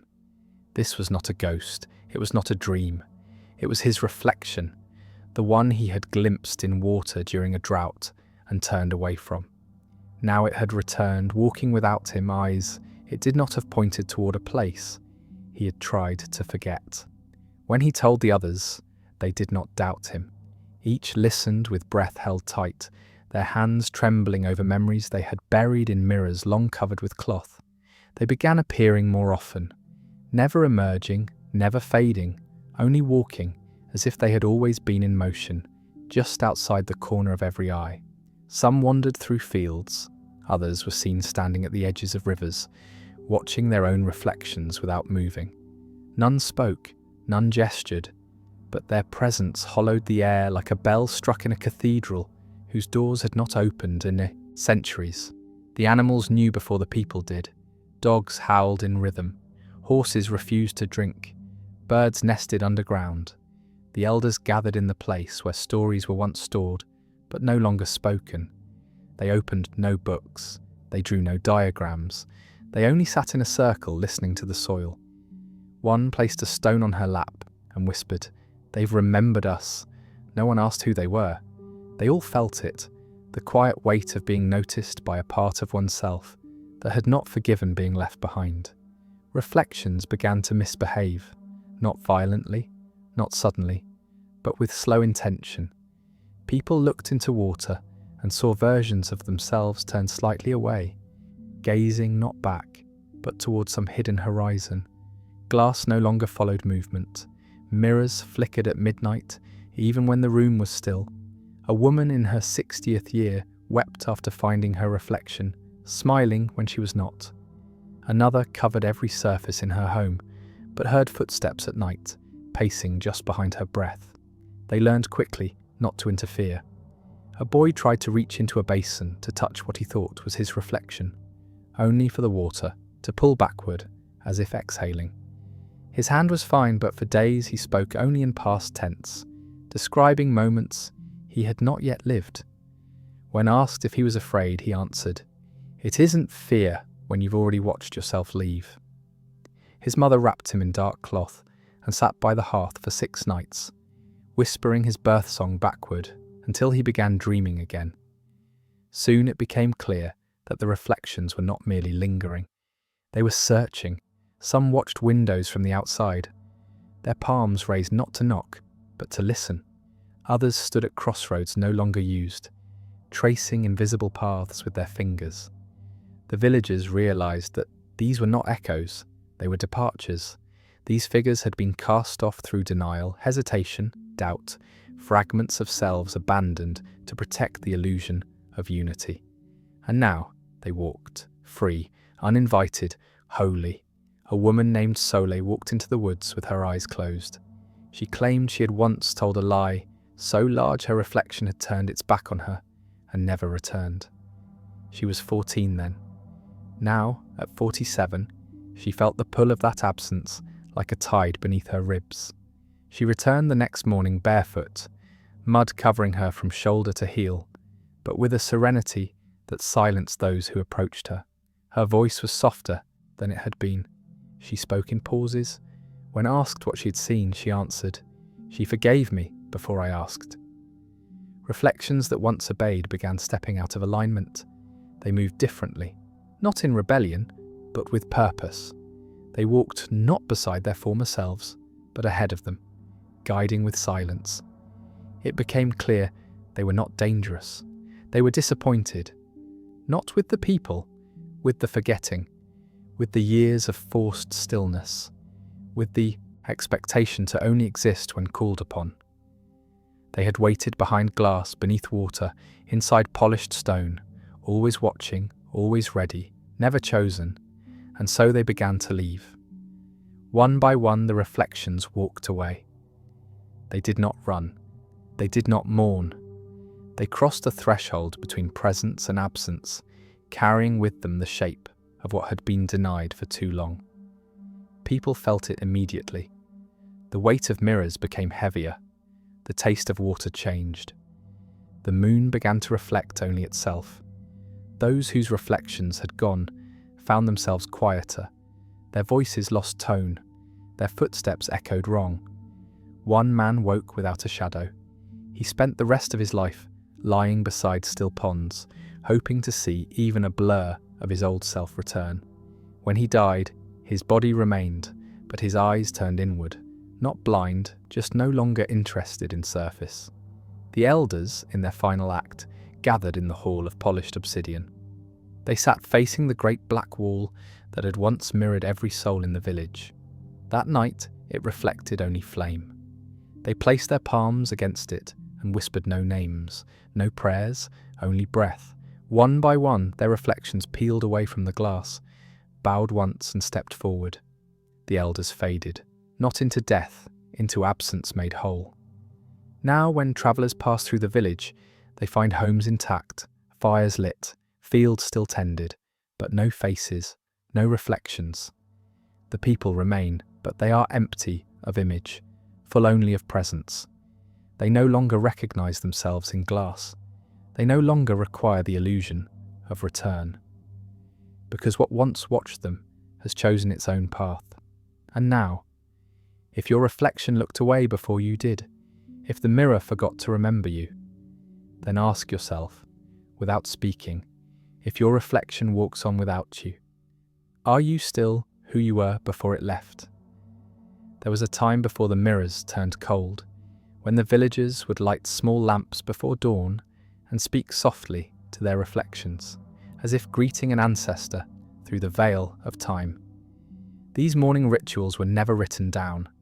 They were passed from hand to breath, from grandmother to grandchild, like the pressing of palms against still water. It was believed that the mirror held not just one's image, but the version of the soul that understood silence best. They called it the twin that never left the threshold, the part of a being that witnessed but never interfered. But after the walkings began, the village elders forbade the lighting of morning lamps. Light, they whispered, made the veil thinner, and not everything that crossed was content to stay reflected. Windows were shuttered at sunrise, basins were drained, even the surface of soup was stirred in circles so no face could accidentally return where it had been uninvited. But the people still felt them. Not with their eyes, with their ribs, their spines, the soft parts of the mind that listen without being taught how. It was like knowing someone was watching you from behind a door that had already been sealed in stone. One dusk the ground beneath the village shifted, not with tremor, but with memory, as if the soil itself had begun recalling footsteps it had once denied. Children clutched their chests and said their dreams had started bleeding into the sky. A boy drew a map on his own skin, tracing invisible corridors that curved into themselves, insisting that he had seen the place where the reflections go to weep. His mother wept with him, not from fear, but from the ache of understanding something no language had prepared her for. The path to that hidden place was never walked, it was remembered. Each person who found it arrived differently, some through sleep, others through breath, held too long beneath water. One woman wandered barefoot into the forest wearing a veil of ash, claiming her reflection had returned with eyes that no longer blinked. She spoke only in questions for 3 days, none of which demanded answers. What happens to the soul if the shadow forgets to follow? Can a face forget it once held tears?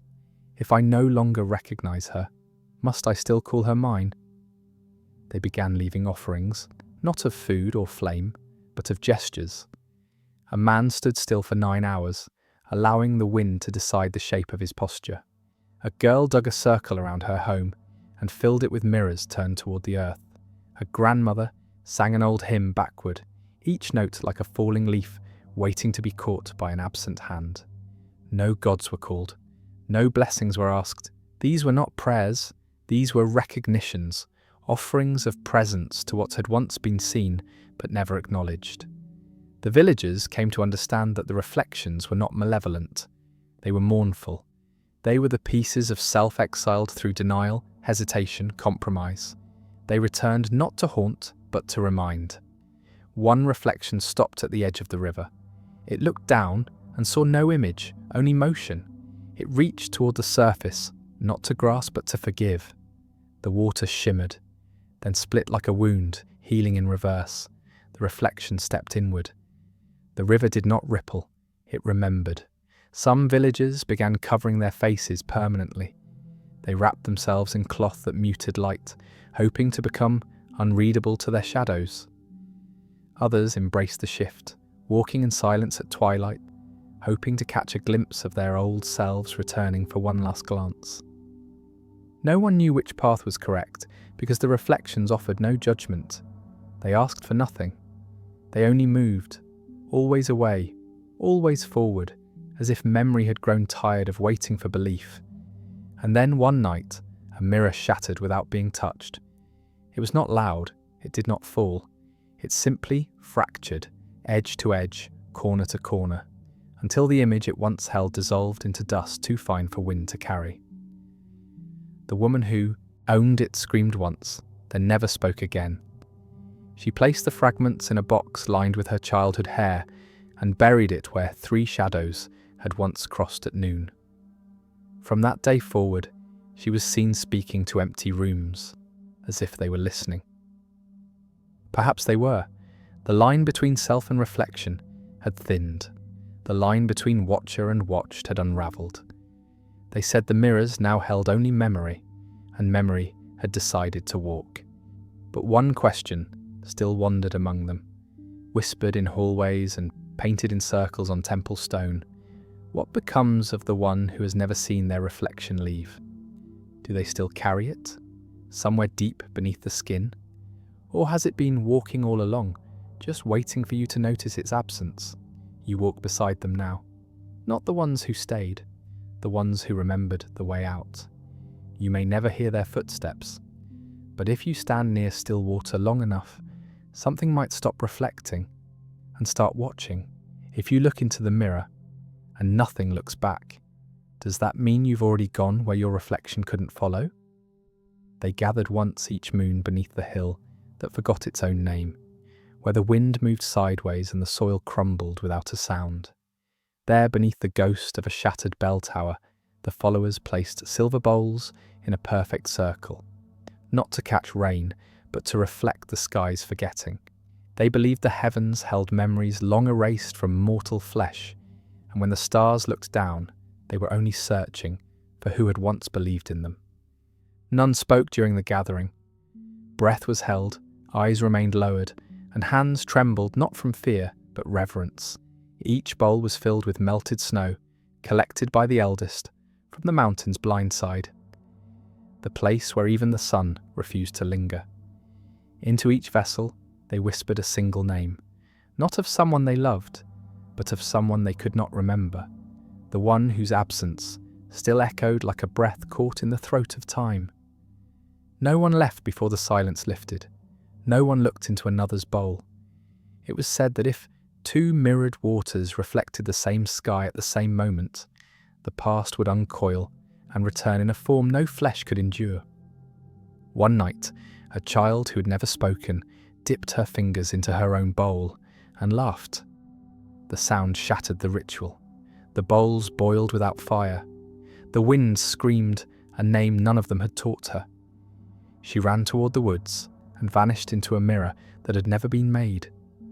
The forest did not speak of her again. After that, the gatherings continued, but with fewer bowls, fewer names, and a weight in the air that pressed against the lungs like wet linen. A sickness began spreading, not through blood or touch, but through sight.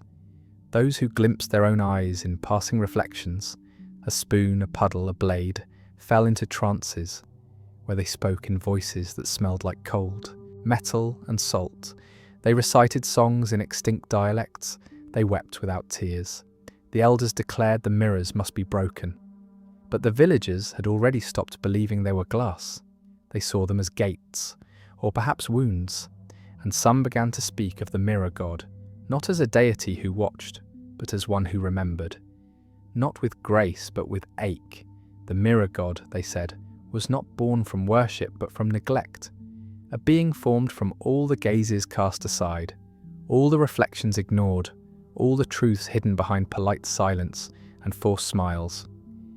Shrines were built where no reflections could form. Caves were darkened with ink made from crushed moth wings and the ashes of forgotten scriptures. Within these hollow sanctuaries the faithful sat in circles, faces painted with patterns that meant nothing and everything. They recited vows that unmade themselves with each breath. I am not what you see. I am not what I remember. I am only what has watched me leave. The mirror god, they believed, did not answer prayers. It offered memories in return for silence. Not just personal memories, but ancestral echoes, glimpses of hands shaping clay before language, of mouths whispering names into bone before burial, of eyes reflecting stars that no longer exist. These visions arrived slowly, like dust floating through cracked temple beams, always just out of reach, but too sacred to chase. Some went mad trying to hold them. Others surrendered and let themselves be rewritten. It was no longer about salvation. It was about presence, about becoming the reflection that refused to fade. A man once stood in the river for 6 nights, his head tilted back, eyes wide open, refusing to blink, until the stars burned blue across his corneas, and the fish swam circles around his feet, whispering songs no one else heard. When he finally collapsed, his last breath fogged the water's surface, and for a single heartbeat, his reflection blinked without him. They buried him face down, so the earth would not remember his eyes. By the last season, no mirrors remained whole in the village. Even the water seemed to ripple before anyone approached, as if preparing itself to forget again.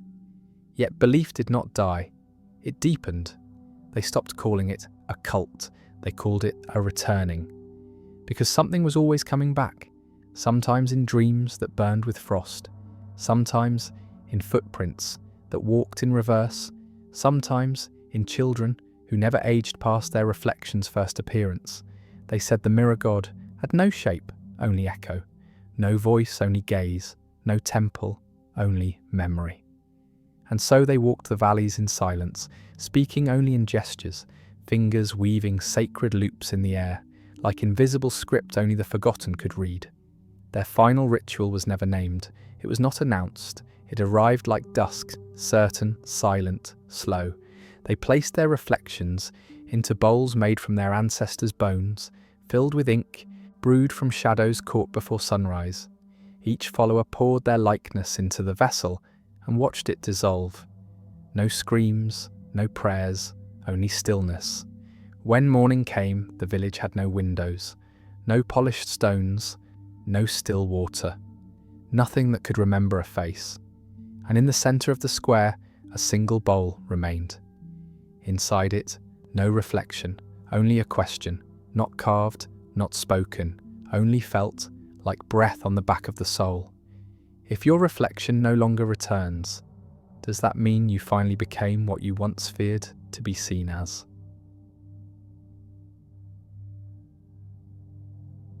They were not born screaming. They were born watching. Before their lungs learned to call out to the world, their eyes had already memorized it. Midwives whispered that these children did not blink, not once in the first day. Their gaze seemed older than their bodies, as if something behind their eyes was waiting for flesh to catch up with memory. Mothers wrapped them in wool and salt, but warmth could not soften the chill that followed wherever they stared. In the southern plains, where the red wheat bent at dawn like it remembered sorrow, a belief had taken root long before their birth that not all sight belonged to the one who saw. Some said the wind carried vision between generations. Others believed that when a soul refused to vanish, it found shelter behind newborn eyelids. These were not metaphors, they were warnings carved into temple beams and echoed in lullabies that mothers sang with trembling lips. No mirror was allowed in the homes of these children. No still water left uncovered. They were told never to look at their own reflection until their 13th winter, lest the other inside them awaken too soon. They called themselves the Veiled Line, not because they wore veils, but because they lived beneath one. The cult did not preach, did not gather, did not chant. It remembered. That was its only ritual. They whispered truths only when the moon was hollow, and the birds had left the trees. When the children slept, their hands often moved in patterns no one had taught them. Circles, spirals, the shape of a mouth whispering without breath. In the mornings, some would speak languages buried beneath sand. Others would draw symbols into ash that only old bones recognized. One child named Ellen turned blind at 5 but described colours no one had seen before. She spoke of the colour behind thunder and the hue of stone when it weeps for fire. Her father buried every mirror in the field after she asked why her face kept blinking after she turned away. They say he dug until his hands bled, and still the soil spat the mirrors back out by sunrise. The villagers built a shrine around her silence and called it the House of Unseen Flames. No door was carved, no offerings placed. The shrine itself was the offering, a shelter made of denial of all the things they could not bear to see. Another boy, Miroth, disappeared for 9 nights and returned wearing a crown of reeds tied with human hair. He did not speak for a season. When he did, he asked why the stars kept moving backward and why his shadow no longer followed him. They say his reflection still lingers in the village well, though his body was buried beneath saltstone and bone. The well has since been sealed, but in certain winds, the sound of humming still rises from beneath the stone lid. As these children grew, their eyes did not age. They remained wide, ancient, unwavering. It was said that those who stared too long into them found themselves forgetting their own names, or worse, remembering names that had never belonged to them. Some visitors who dared speak with the children began to change. They started dreaming other people's memories. A woman wept for a son she had never birthed. A traveller carved a sigil into his skin that matched one found on a tablet, unearthed 200 miles away. A language lost before the flood of flames. Eventually, the elders gathered beneath the rootless tree, the one whose bark bore no rings, whose leaves never fell, whose shadow pointed east even at dusk. They spoke not to curse the children, but to unsee them. They recited the words that had once erased cities, and with every verse a child vanished not in flesh but in sight. Their bodies remained, but when you looked at them your eyes slid past as if they were not there, or as if your soul had agreed not to notice. The cult never ended. Because belief requires no structure, it waits inside vision, it grows behind the gaze, and even now, when a child is born who stares a little too long, who seems to already understand what has not yet been taught. Someone always checks the old temple stones. Not for answers, but for signs, for echoes, for the shimmer of a truth reflected not in light, but in absence. Because some eyes are not meant to see, they are meant to remember what never belonged to them. And if your child looks at you and flinches, who then did they think you were? The first mirror cracked on the night of frost without wind. No hand touched it, no pressure bent its frame, yet a fine fracture spread across the glass like a vein of forgotten grief. It began in the home of a child named Yasha, whose eyes had not closed for 7 days. He did not eat, nor sleep, nor answer to his name. He sat beneath the window, speaking in a language his mother did not know, one filled with soft vowels that curled like smoke. She had once been a weaver of thread, but after that night, she refused to touch fibre again. "The threads remember what we forget," she said, before locking herself in the barn and braiding every rope into knots that no blade could undo. Whispers spread beyond the valley that the mirror god had awakened again, not in temples nor through sermons, but in the pupils of those who had not yet learned how to lie. Children began to vanish during dusk prayers. Their bodies remained, but their names felt wrong when spoken aloud. Even their parents stuttered when calling them, as though summoning something that stood beside, but not within, the child who turned. One mother painted her infant's eyelids black with ash each morning, praying to delay the gaze of whatever sought entry.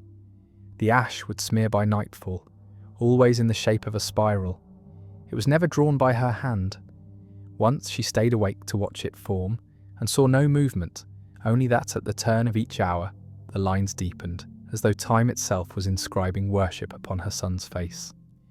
She walked into the river the following evening, wrapped in her wedding veil, murmuring a hymn in reverse. There were no high priests in the mirror god cult, no scrolls, no chants etched in gold. It was belief passed through reflection, inherited not by blood, but by vision. A glance was enough.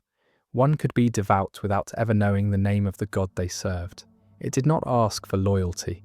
It only required that the eyes remain open, and that nothing between flesh and truth be hidden. In their oldest lore, it was said the mirror god had no voice, no face, no beginning, only presence, a silence so perfect that it erased all that tried to describe it. A tale emerged of a twin-born boy who had never once seen his own image.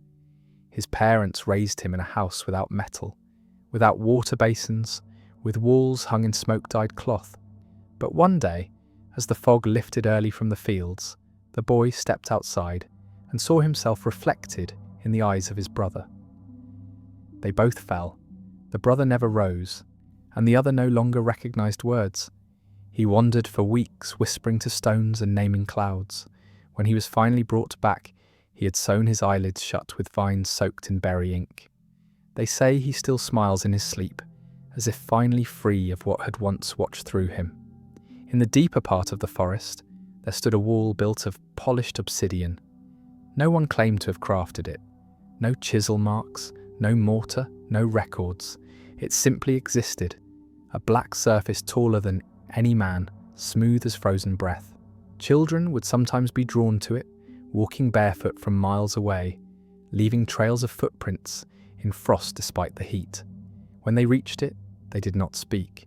They only stood before it, unmoving, staring into the endless dark glass. Some would cry silently. Others would laugh with their mouths closed. A few disappeared entirely, leaving behind only the warmth of where they stood. There was one old woman, Alira, who had once belonged to the cult before it was known by that name. She had lived beyond 8 generations of memory, her hair the colour of snow, burnt by lightning. She kept a single mirror hidden in a copper box buried beneath her bed, wrapped in salt-soaked cloth. It was not used for vanity nor magic. She claimed it held the last true image of a god no longer worshipped, not because it had failed, but because it had fulfilled. Some deities vanish not in death, she whispered, but in reflection. She showed the mirror only once to a boy who had never spoken a word in his life. He looked into it, nodded once, and finally said, "I see now why we forget." Rituals began to form, not from doctrine, but from instinct. Children began tracing circles in honey on their doors, marking the places where the reflection was thinnest. They burned feathers before sleep, believing that wings could confuse the eyes of the watching ones. Mothers began humming songs without words, lullabies that shifted slightly each night, as if being taught from elsewhere. One father carved a hollow lens from bone and placed it in his daughter's palm, instructing her to never look directly again, only through layers, only through softened gaze. Still, visions persisted. A child named Thera began to draw scenes no one had taught her. A temple without roof, a sun made of ash, a staircase that led beneath mirrors rather than above. She claimed she did not imagine them, but remembered them. From before the water, she said, from when eyes could still carry gods. Her drawings were burned by the town's elder, but the ash formed the same spiral as the ash once traced on another child's face. When they mixed the ashes with oil, the flames burned in silence. No crackle, no hiss, only light without noise.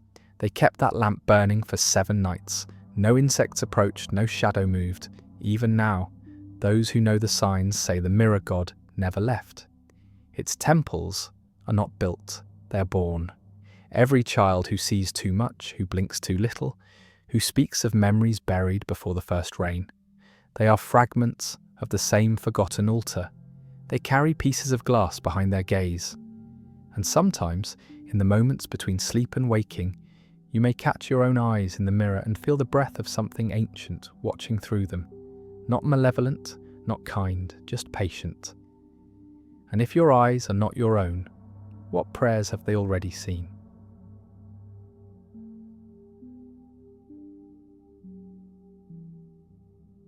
They gathered beneath a sky that did not belong to their season. Stars appeared out of rhythm, constellations broken apart as though the heavens themselves could not bear to remember what these children had seen. None of them spoke. Their mouths remained closed, not out of fear, but obedience, not to a voice, but to an echo that lived behind their thoughts. They were no longer simply children. They had become vessels carved from flesh and silence, shaped not by teachings, but by what had stared back through the mirror when no one else dared look. A girl named Salin knelt in the centre of the circle, hands stained with the ink that bled from leaves no longer known to bloom. Her fingers moved without command, sketching glyphs into the dust that shimmered like powdered bone. Around her, 12 others watched with eyes that refused to blink. Each bore a thread tied across the temple, red for those who still remembered their name, black for those who had forgotten, and grey for those in between. They never touched. The air between them pulsed like breath held too long beneath cold water. Far away, elders once responsible for the old faiths had begun to fall into wordless trances. Their scrolls decayed without touch. Their temples grew hollow, not from abandonment, but from something far more quiet, a kind of surrender. They stopped lighting lamps. They stopped correcting the young. Even their gods, once invoked through flame and chant, began to wither in memory. Not because they were slain or defeated, but because belief had shifted beneath them, drawn not toward rebellion, but toward reflection. In the caves beneath Caerith's ridge, glass formed naturally without heat, smooth as river stone and cold as morning. The children found these shards and held them over their eyes, whispering nothing, only breathing. Some said they were shown images not of the future or the past, but of what the world would look like without memory. A sky without name, a tree without root, a child without beginning. One boy returned from the cave with his pupils shaped like spirals, not drawn, but grown. He spoke only once, saying, "We are not what looks out. We are what's being looked through." On the outskirts of the ancient town of Sillon, a woman named Dotha lived alone with 50 mirrors facing one another in a perfect circle. She never entered the centre. She claimed it belonged to the one who watched when no one else could. Each morning, she turned a new mirror inward. Each night, she wept without knowing why. She left offerings of breath on the cold glass, exhaling softly before each reflection, believing that the divine could taste sorrow through fogged surface. Her bones glowed faintly by moonlight, a side effect, perhaps, of seeing herself too often in the eyes of a god who did not forget. Thera, the child whose drawings once predicted temples buried in silence, returned one evening covered in lightless soot. Her voice had deepened, not in age but in weight. When asked where she'd gone, she answered, "Nowhere." But everything followed me back. She etched a final symbol onto the wooden floor of her home, a tear-shaped eye pierced through its centre by a line of silver salt. When the wind blew that night, no house heard it, only hers sang. And in the morning, her bed was filled with feathers that smelled of forgotten prayers. The cult had no name among outsiders. They were feared, yes, but never hunted. To kill a child who did not speak, yet carried the old gods behind their gaze, was believed to invite a kind of unravelling. Villagers began hanging sheets over mirrors at sunset, not from superstition, but from memory. Not theirs, but something buried in the bones of their ancestors. An old fear that reflection was never meant to be seen by both sides at once. That the moment you lock eyes with the divine through a mirror, one of you must vanish. There is a tale from the southern river tribes of a boy who stared too long into his own reflection in still water. They say he emerged split, one body, two shadows. The second shadow never moved, but it was always present, even under torchlight.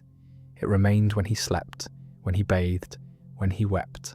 And when he died, the shadow lingered for 7 more days, walking the village until it faded into the silence between breaths. They called him a child of the mirror, marked not by blessing, but by recognition. In the final known gathering of the children, they stood in a circle on blackened soil where no tree had grown for centuries.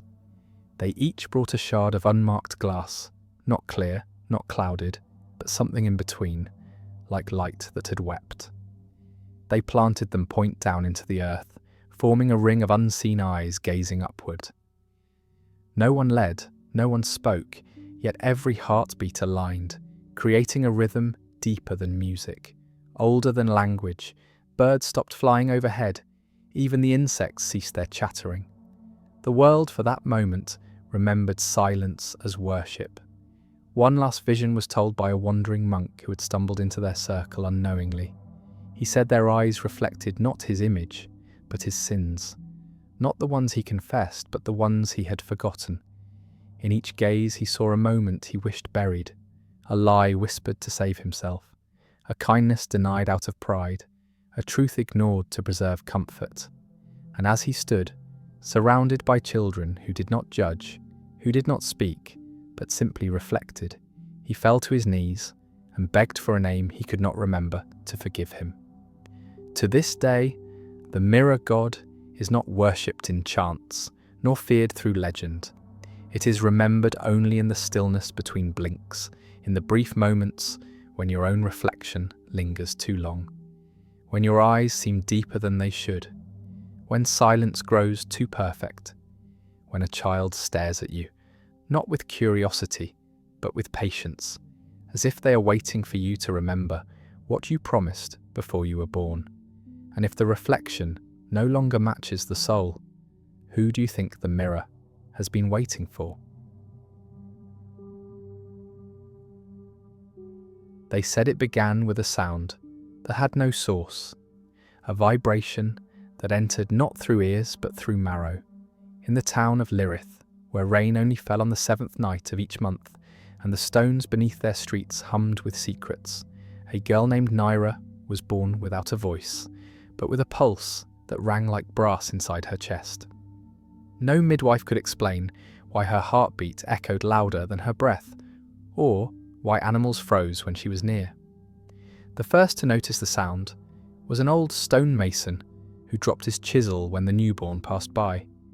He claimed he heard a bell ringing through his bones, one no one else could hear, but which left dust rising from the cracks in the stone. By the time Naira could walk, the bell had a rhythm. It struck, not with regular beats, but with moments of perfect stillness, as if silence itself were being measured and broken by something older than time. She never spoke a word, but wherever she went, people found themselves whispering. Not out of fear, but reverence. Her footsteps did not leave marks, yet walls peeled where she stood.